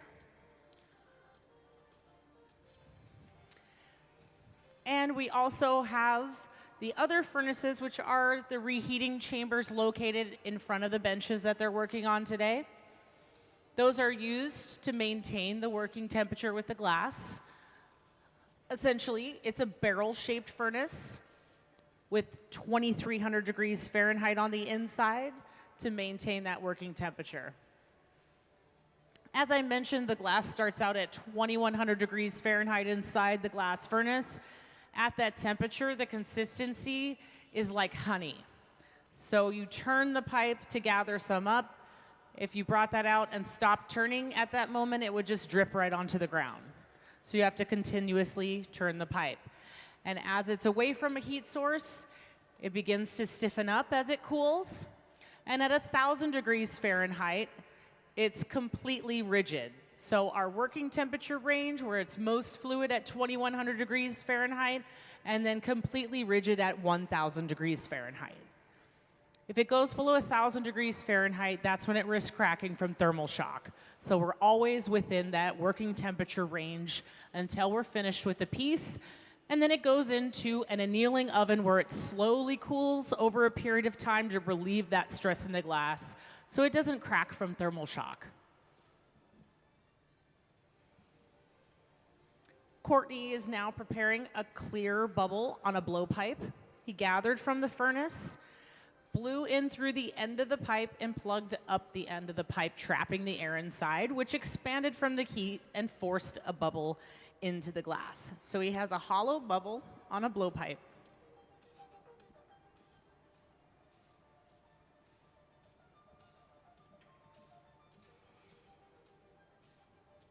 You're gonna make the white cup first.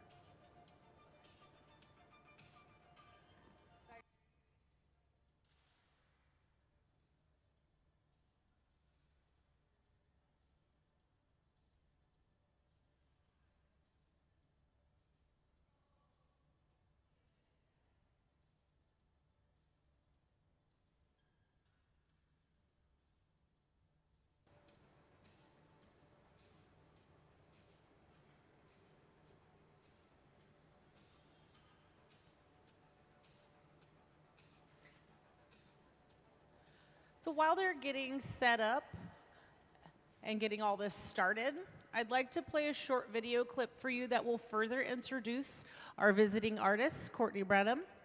We're gonna play Meet the Artist on the screen.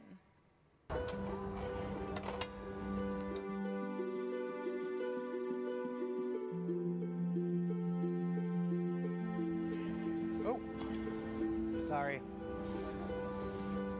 Up until the residency, most of my work has been focused on kind of the Venetian techniques of decorating with cane. A lot of vessel work, not so much sculpture. But for this residency, I kind of took a bit of a departure. I'm not going to be pulling any cane or doing any of that kind of decoration. Kind of focused more on these objects, the clouds, mountains, suns, and moons. I started making clouds a few years ago, kind of take a break from picking up cane and from making larger scale pieces, and it was something small I could make relatively quickly and on my own. And so I just kind of made them for myself. It was just a fun thing for me to make. And then I made a piece out of it, ended up getting this residency because of the piece, so I figured it was probably a good sign that I should stick with it and kind of use the residency to expand on some of the ideas and give the clouds an environment to exist in. You know, I have almost gotten in car accidents because I was checking out cool clouds on my drive home from work. I walk the dog at night a lot, so I'm always kind of keeping my eye out for when the moon breaks out of the clouds, and or when it's, you know, a big super moon, blood moon, all that stuff.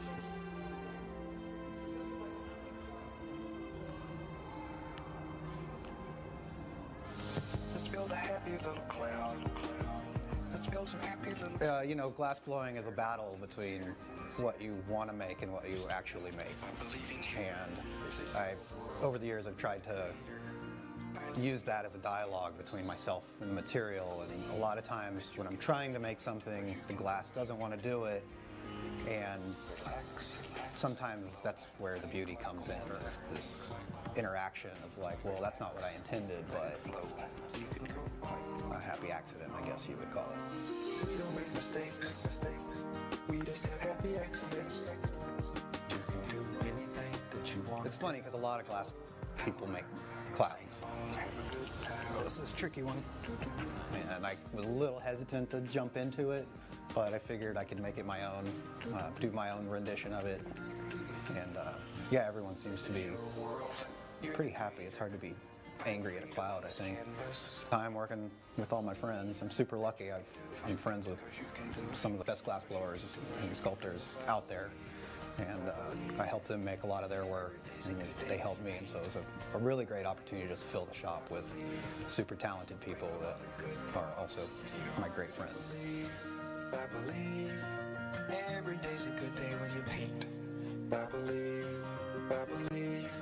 it'll bring a lot of good thoughts to your heart.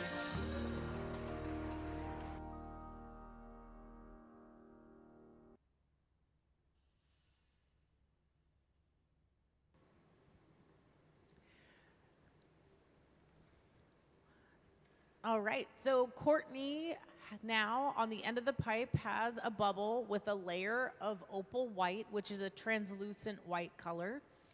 And what they're going to do with that is create a cup shape, something similar to this shape right here, but bigger and also not this color. And then eventually what they're going to do is take a separate color of glass and stuff it inside the cup, combining them together so we have layers of color. The interior layer is going to be kind of showing through the opal white, and that's going to be creating a different tone to the moon. So we're going to be making a moon out of the piece that they're starting up now.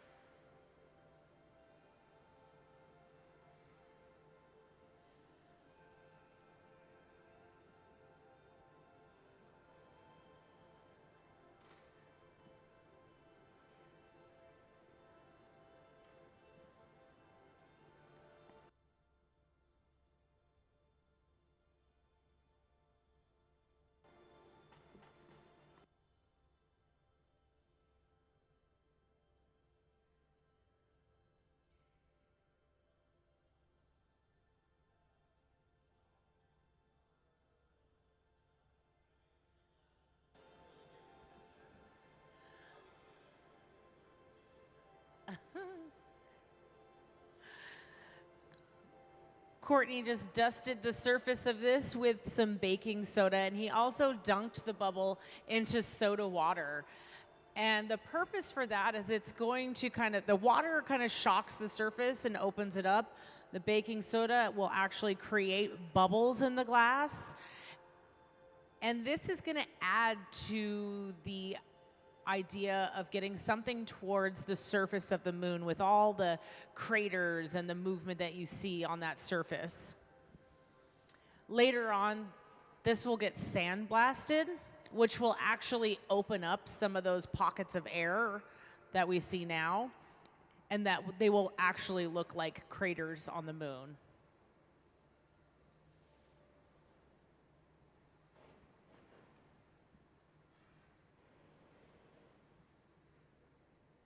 Looks cool. So the stuff like behind that.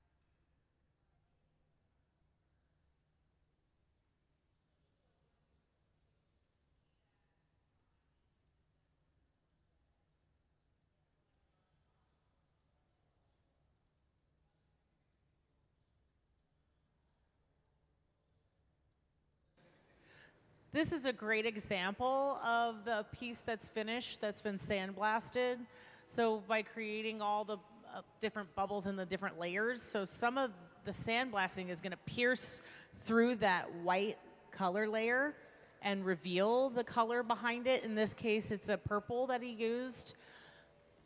We're going to do a technique of stuffing a color cup. So this piece right here that we have, the opal white, is going to be the cup, and we're going to put a color behind that. So as you can imagine, when it's sandblasted, by looking at that finished piece, some of that white will get actually pierced through, and you'll see that color behind.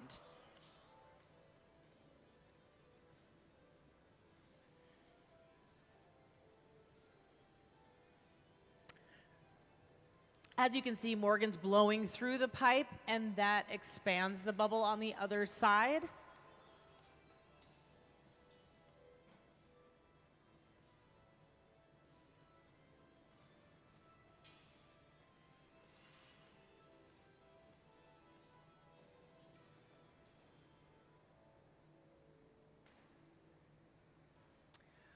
Courtney has a pad of newspaper that's soaked in water, and this allows him to use the pressure of his hand to shape the glass.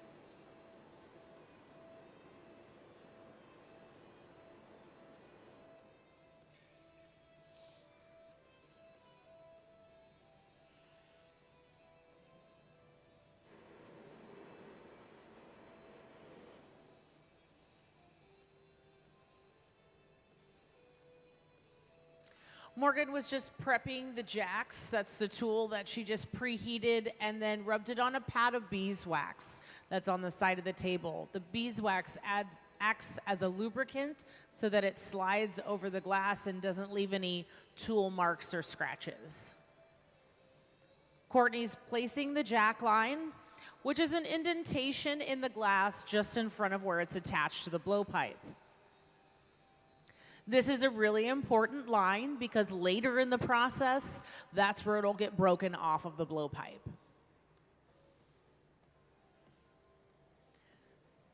Sayuri's there with the wooden paddle to help block the radiant heat from Courtney's forearm.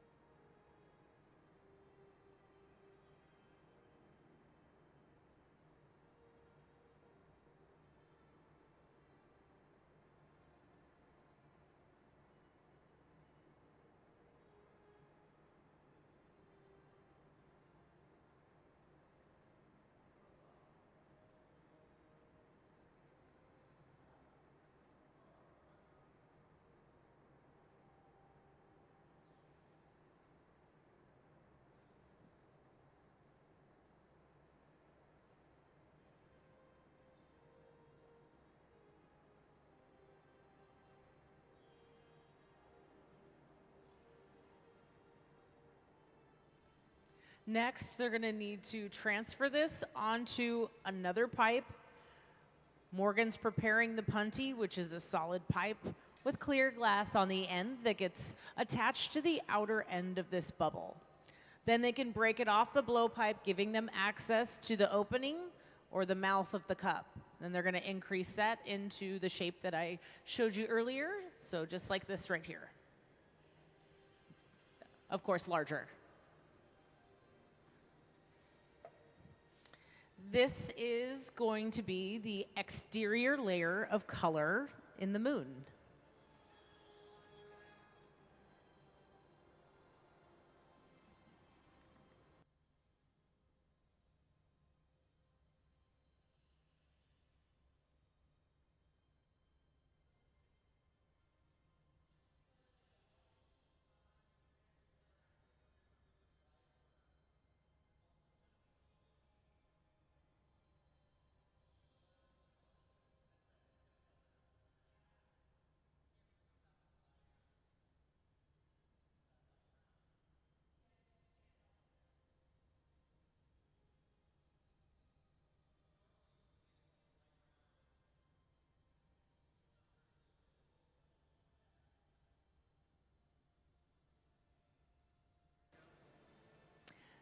So they attach that on center on the outer end of the bubble, and then they'll break it off of that original blowpipe.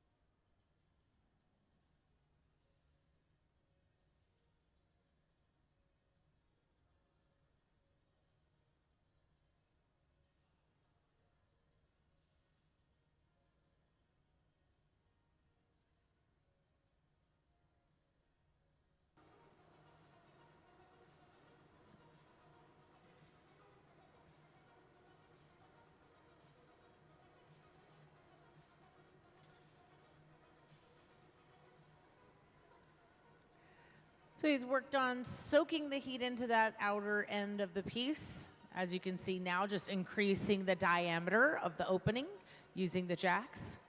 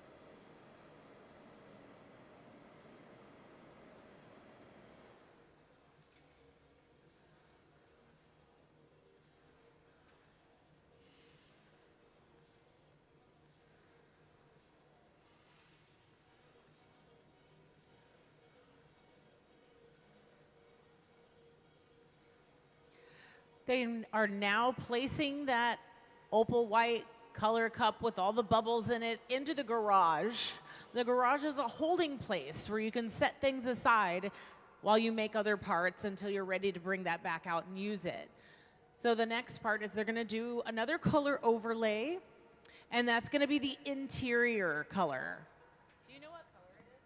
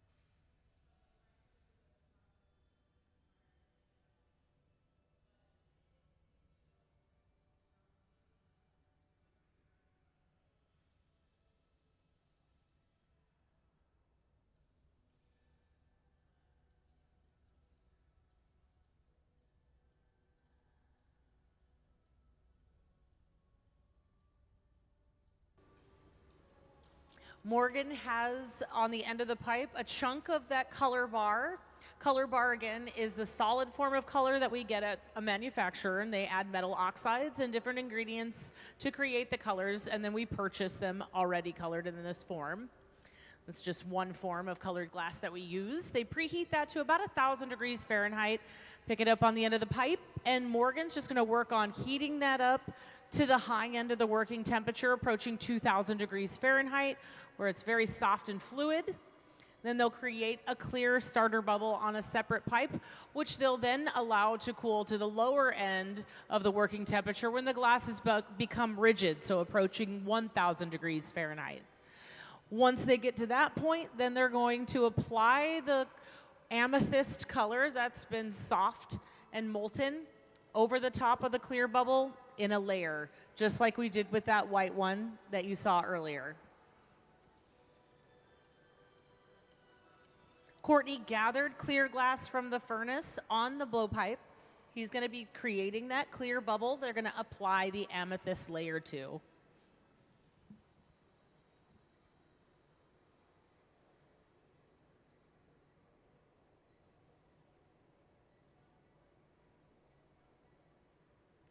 He's blown through the end of the pipe and trapped the air inside. The air will expand from the heat of the glass and force a bubble in. So now we have a hollow bubble on the end of the blowpipe.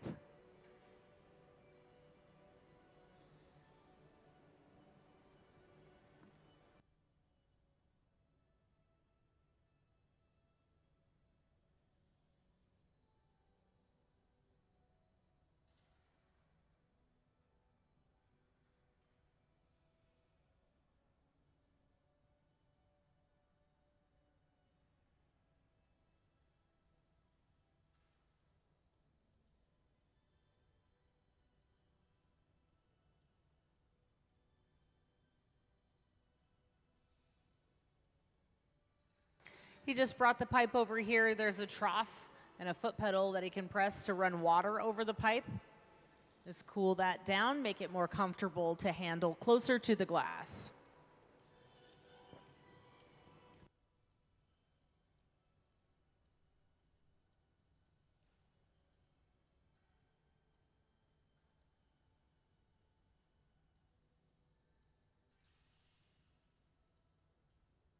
As I mentioned, he's allowing that to cool down. He's been away from the heat source for a while.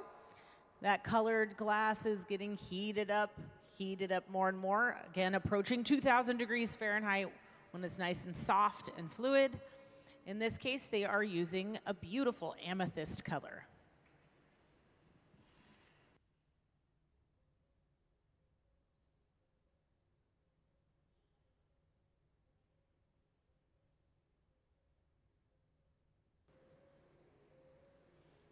Some of you may be thinking, she said amethyst, but it looks orange. It's actually not orange. The orange glow that you're seeing is the heat giving off light. So when it cools, it will be an amethyst color.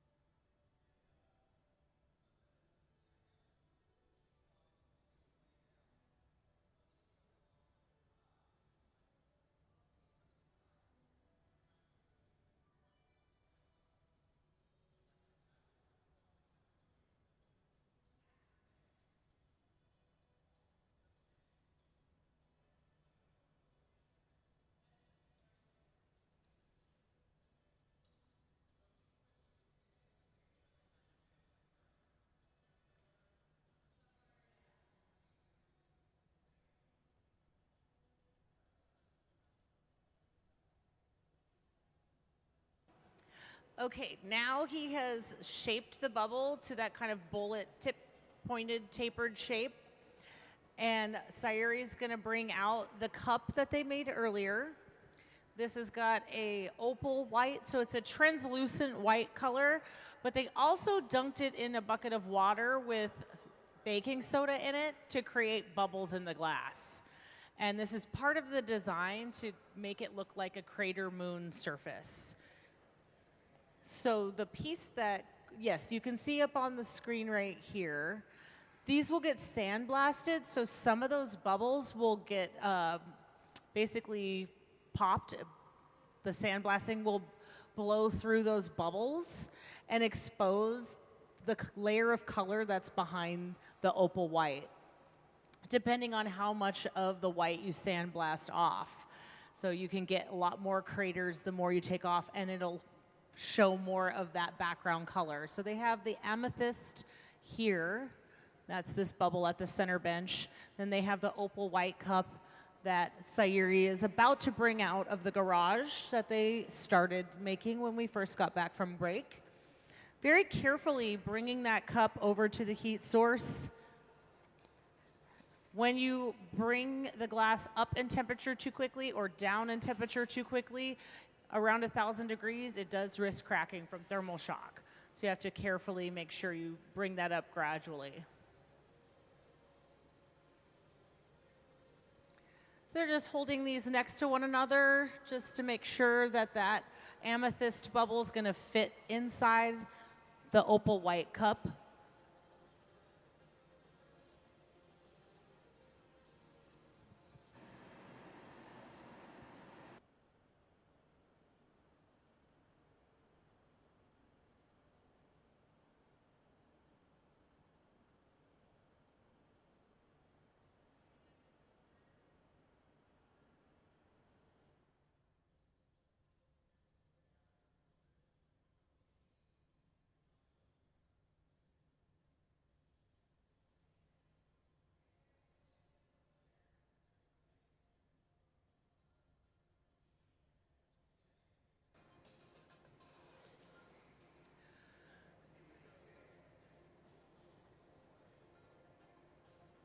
So they're just getting the timing on this. Courtney's going back over to the soda water bucket to dunk that in.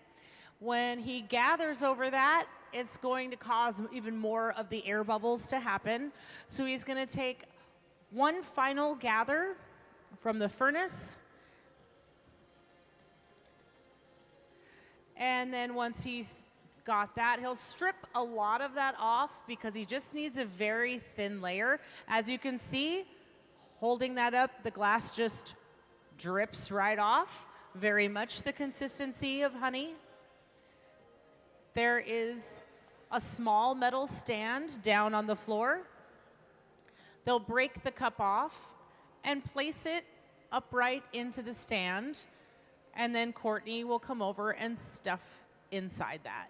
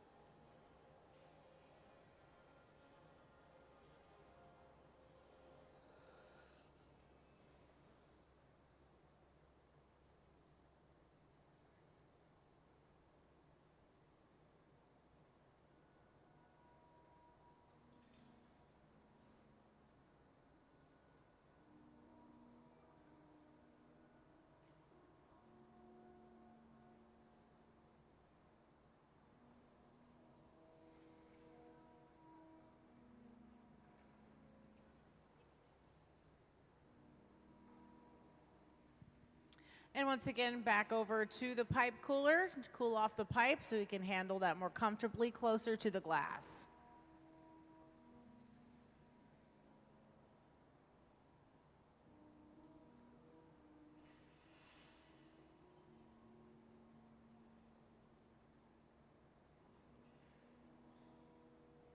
So at this point in the process, we've established the amount of glass needed for the size of the piece they're going to make, along with 2 layers of color, the opal translucent white on the outside and amethyst on the inside, and then a whole bunch of bubbles in the different layers.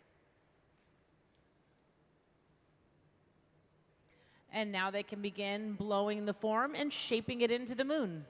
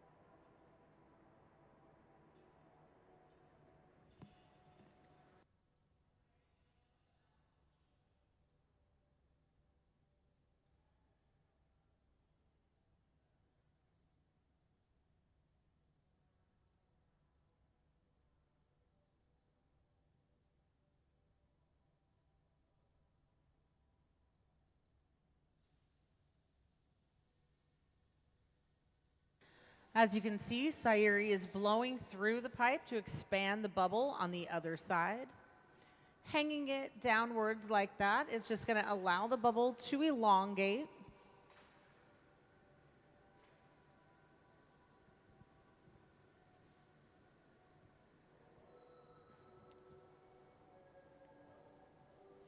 So it's a matter of stretching that length out, then blowing it up.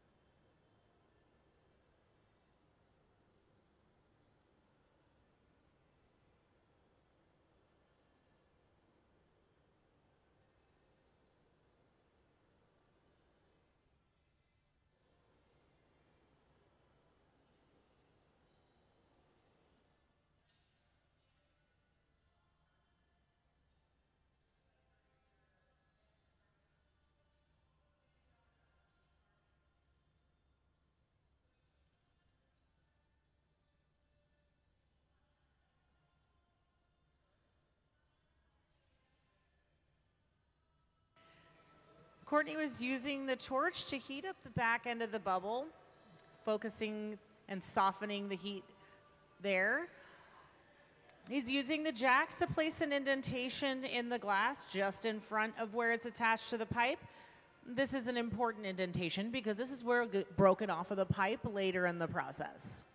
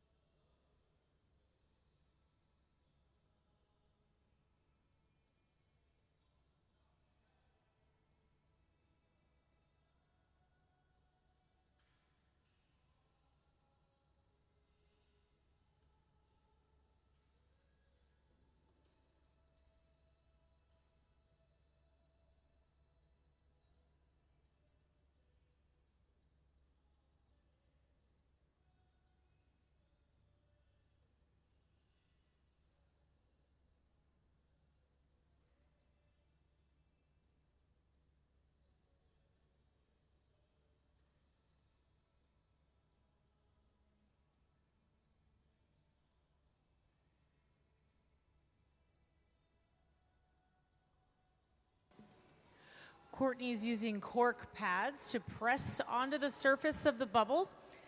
Sayuri's plugging up the end of the pipe to trap the air inside, which expands from the heat and creates a counter pressure so that it doesn't fully collapse.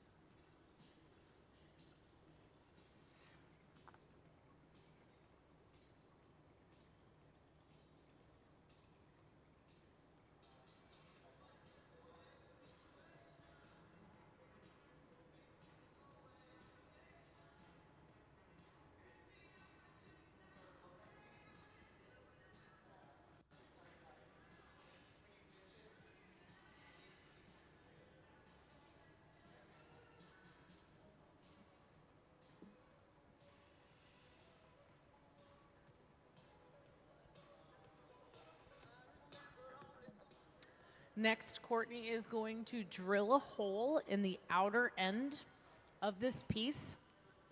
They're going to align a blowpipe with a collar on it up with the hole so that when they break it off of the original blowpipe, they'll still have access, once they close it off, to blowing into that piece.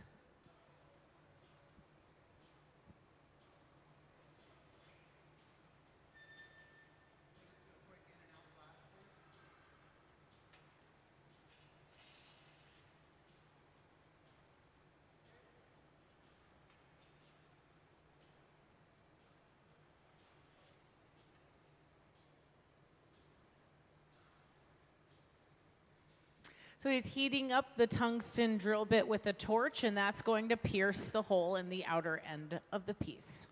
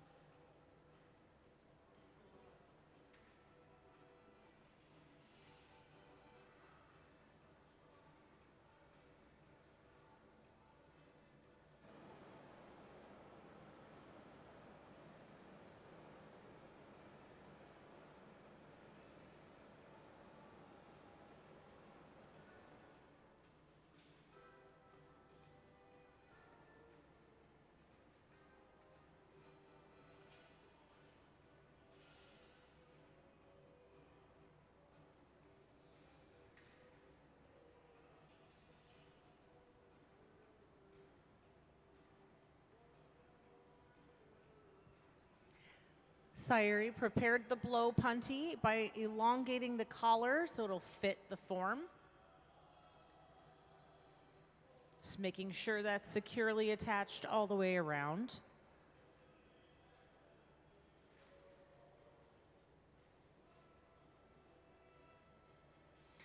Courtney's placing an indentation in front of where that attachment to the blow punty is. Again, later at the end of the process, that's where it'll get broken off of the pipe.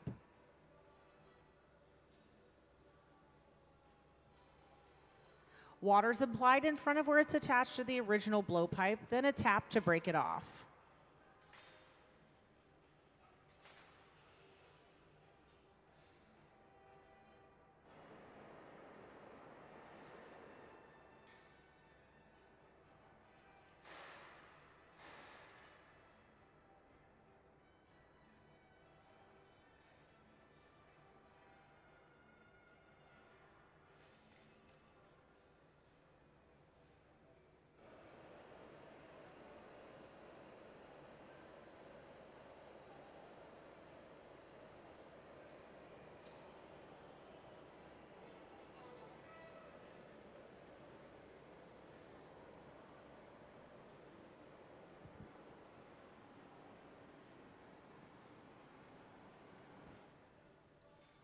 using the propane torch to add extra heat to the end of the piece where that opening is. They're going to need to close that off, so they need the glass to be hot enough that it's softened and malleable there.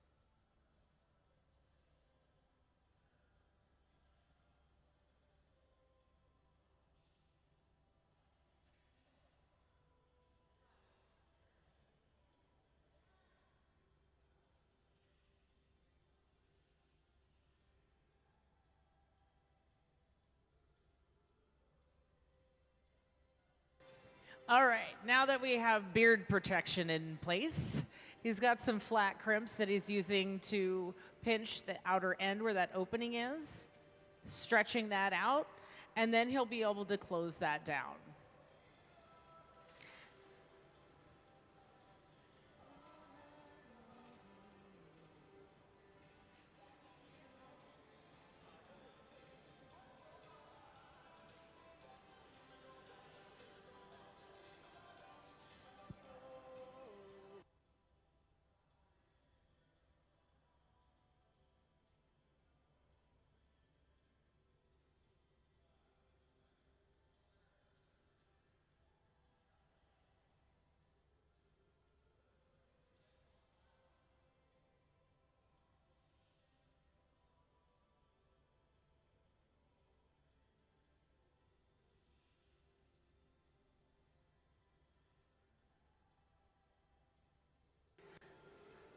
He's using the jacks to place a constriction there where he stretched the glass out, and then eventually close that off and trim that excess away.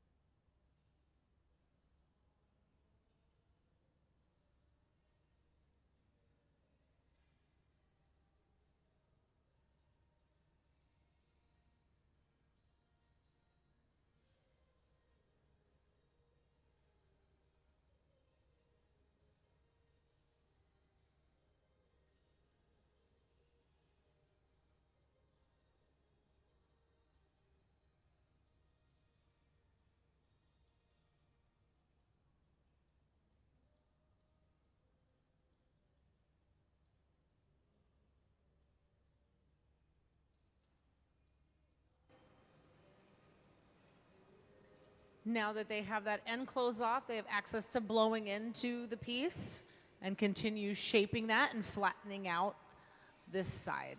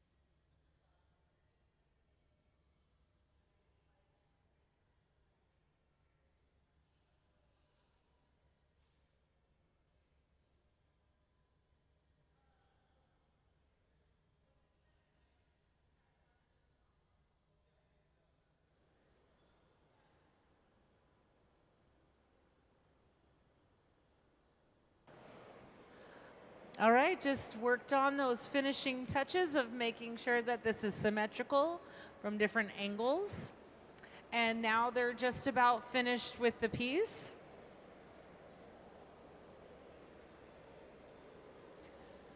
Morgan's getting suited up in a protective jacket. She'll wear Kevlar gloves, and she'll be the one to transfer this from the bench once they break it off of the pipe and get that into the annealing oven safely.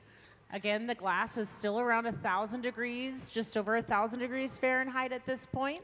So this will protect her from the heat as she carries it and places it inside that oven.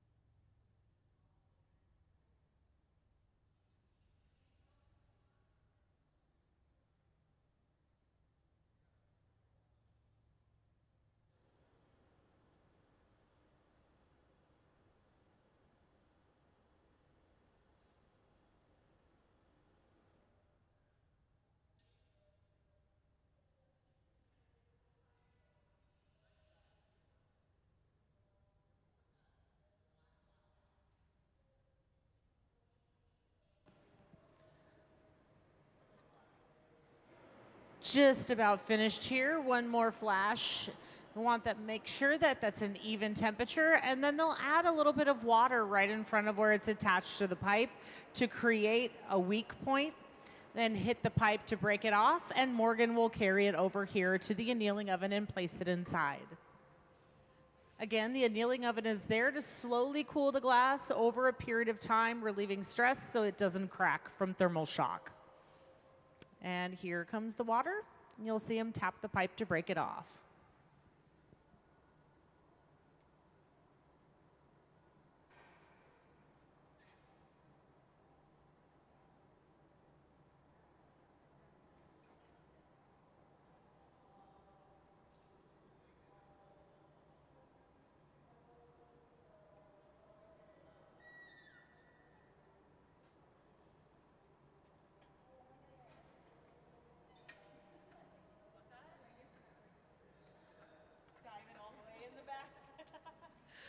Beautifully done. Let's give them a round of applause. Excellent work by Courtney Branham, Morgan, and Sayuri.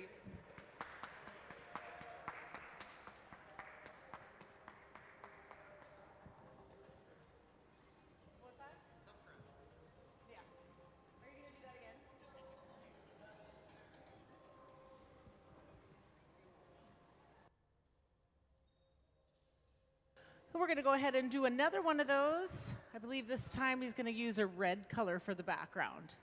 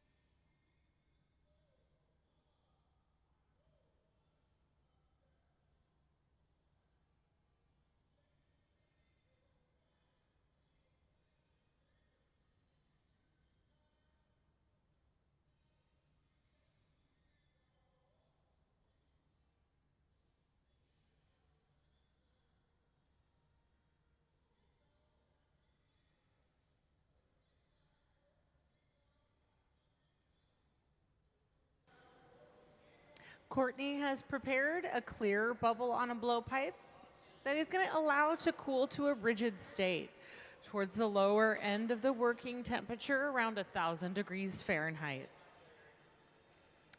Sayuri has colored glass that's going to get dropped over the top of it for a color overlay.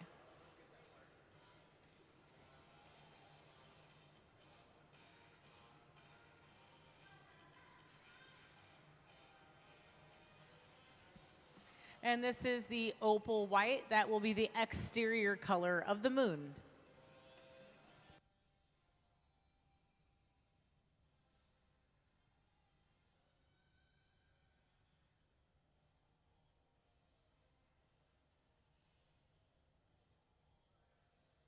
Periodically throughout the process, you'll see Courtney come over to this bucket of water that has baking soda in it, and that is what's causing all of the bubbles in the glass.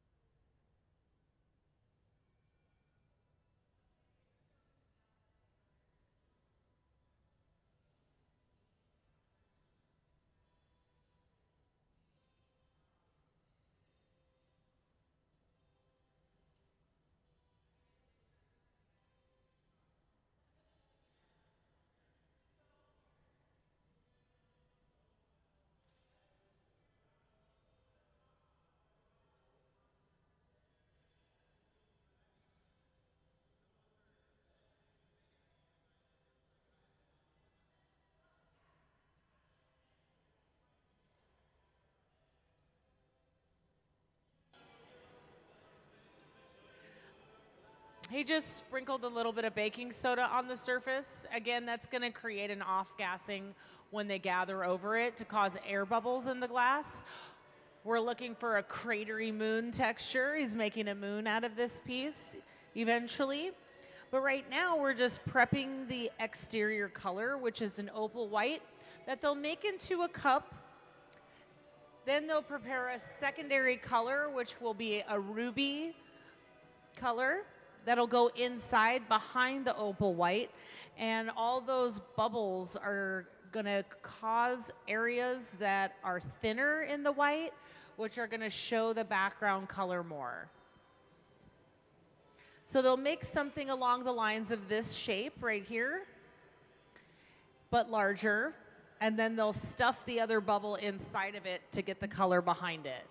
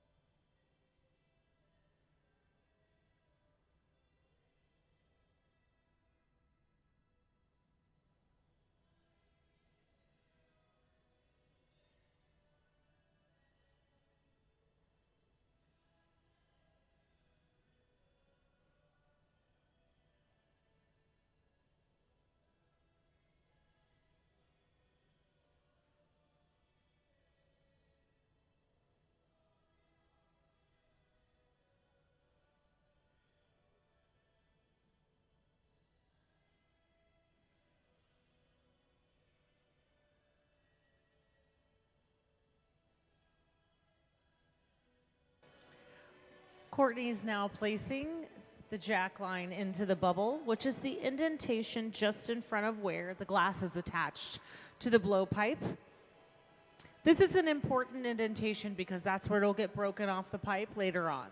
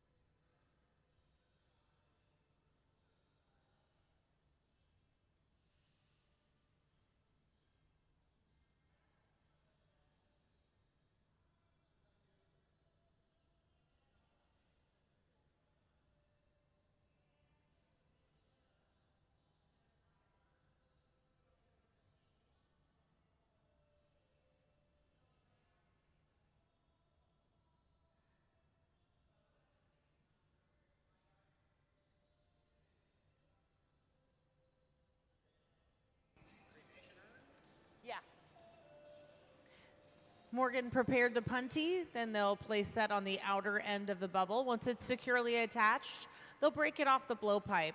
That'll give them access to shaping the opening at the top of the cup.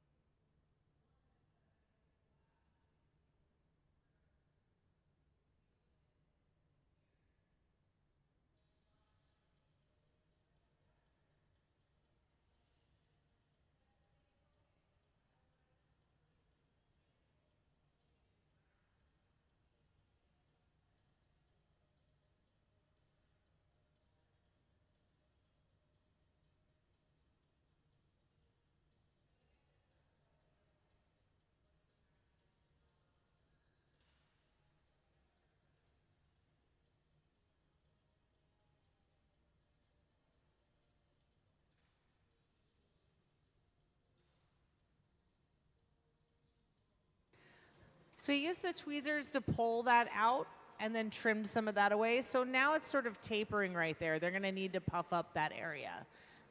You can use the Soffietta for that, and it's a small blowpipe with a cone on the end of it.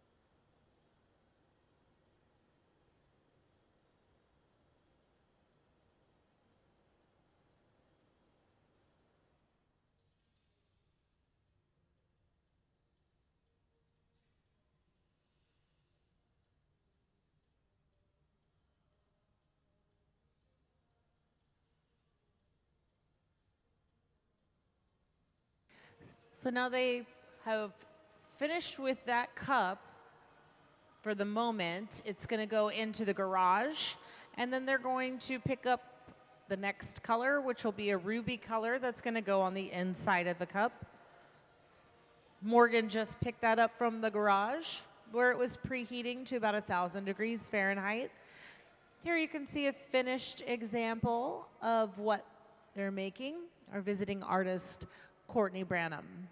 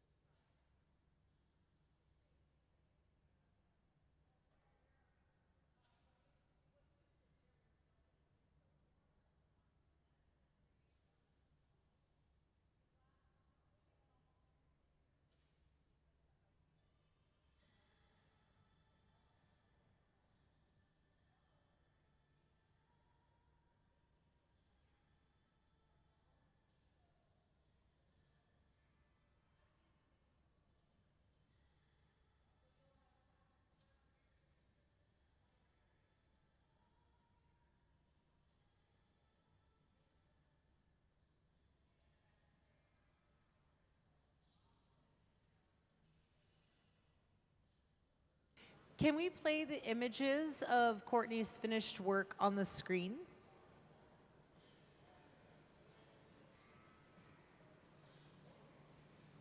So he has a background color, and this one it's a amethyst, but the one we're doing now is a ruby. So basically when he sandblasts, the surface bubbles pop, creating craters, which reveals the color behind it. So that's what you're seeing here is like the layer behind that. And then this one doesn't have a color behind it, but he learned later on, like by layering those colors, you get a lot more like light and dark tones in it, very much more similar to an actual moon surface.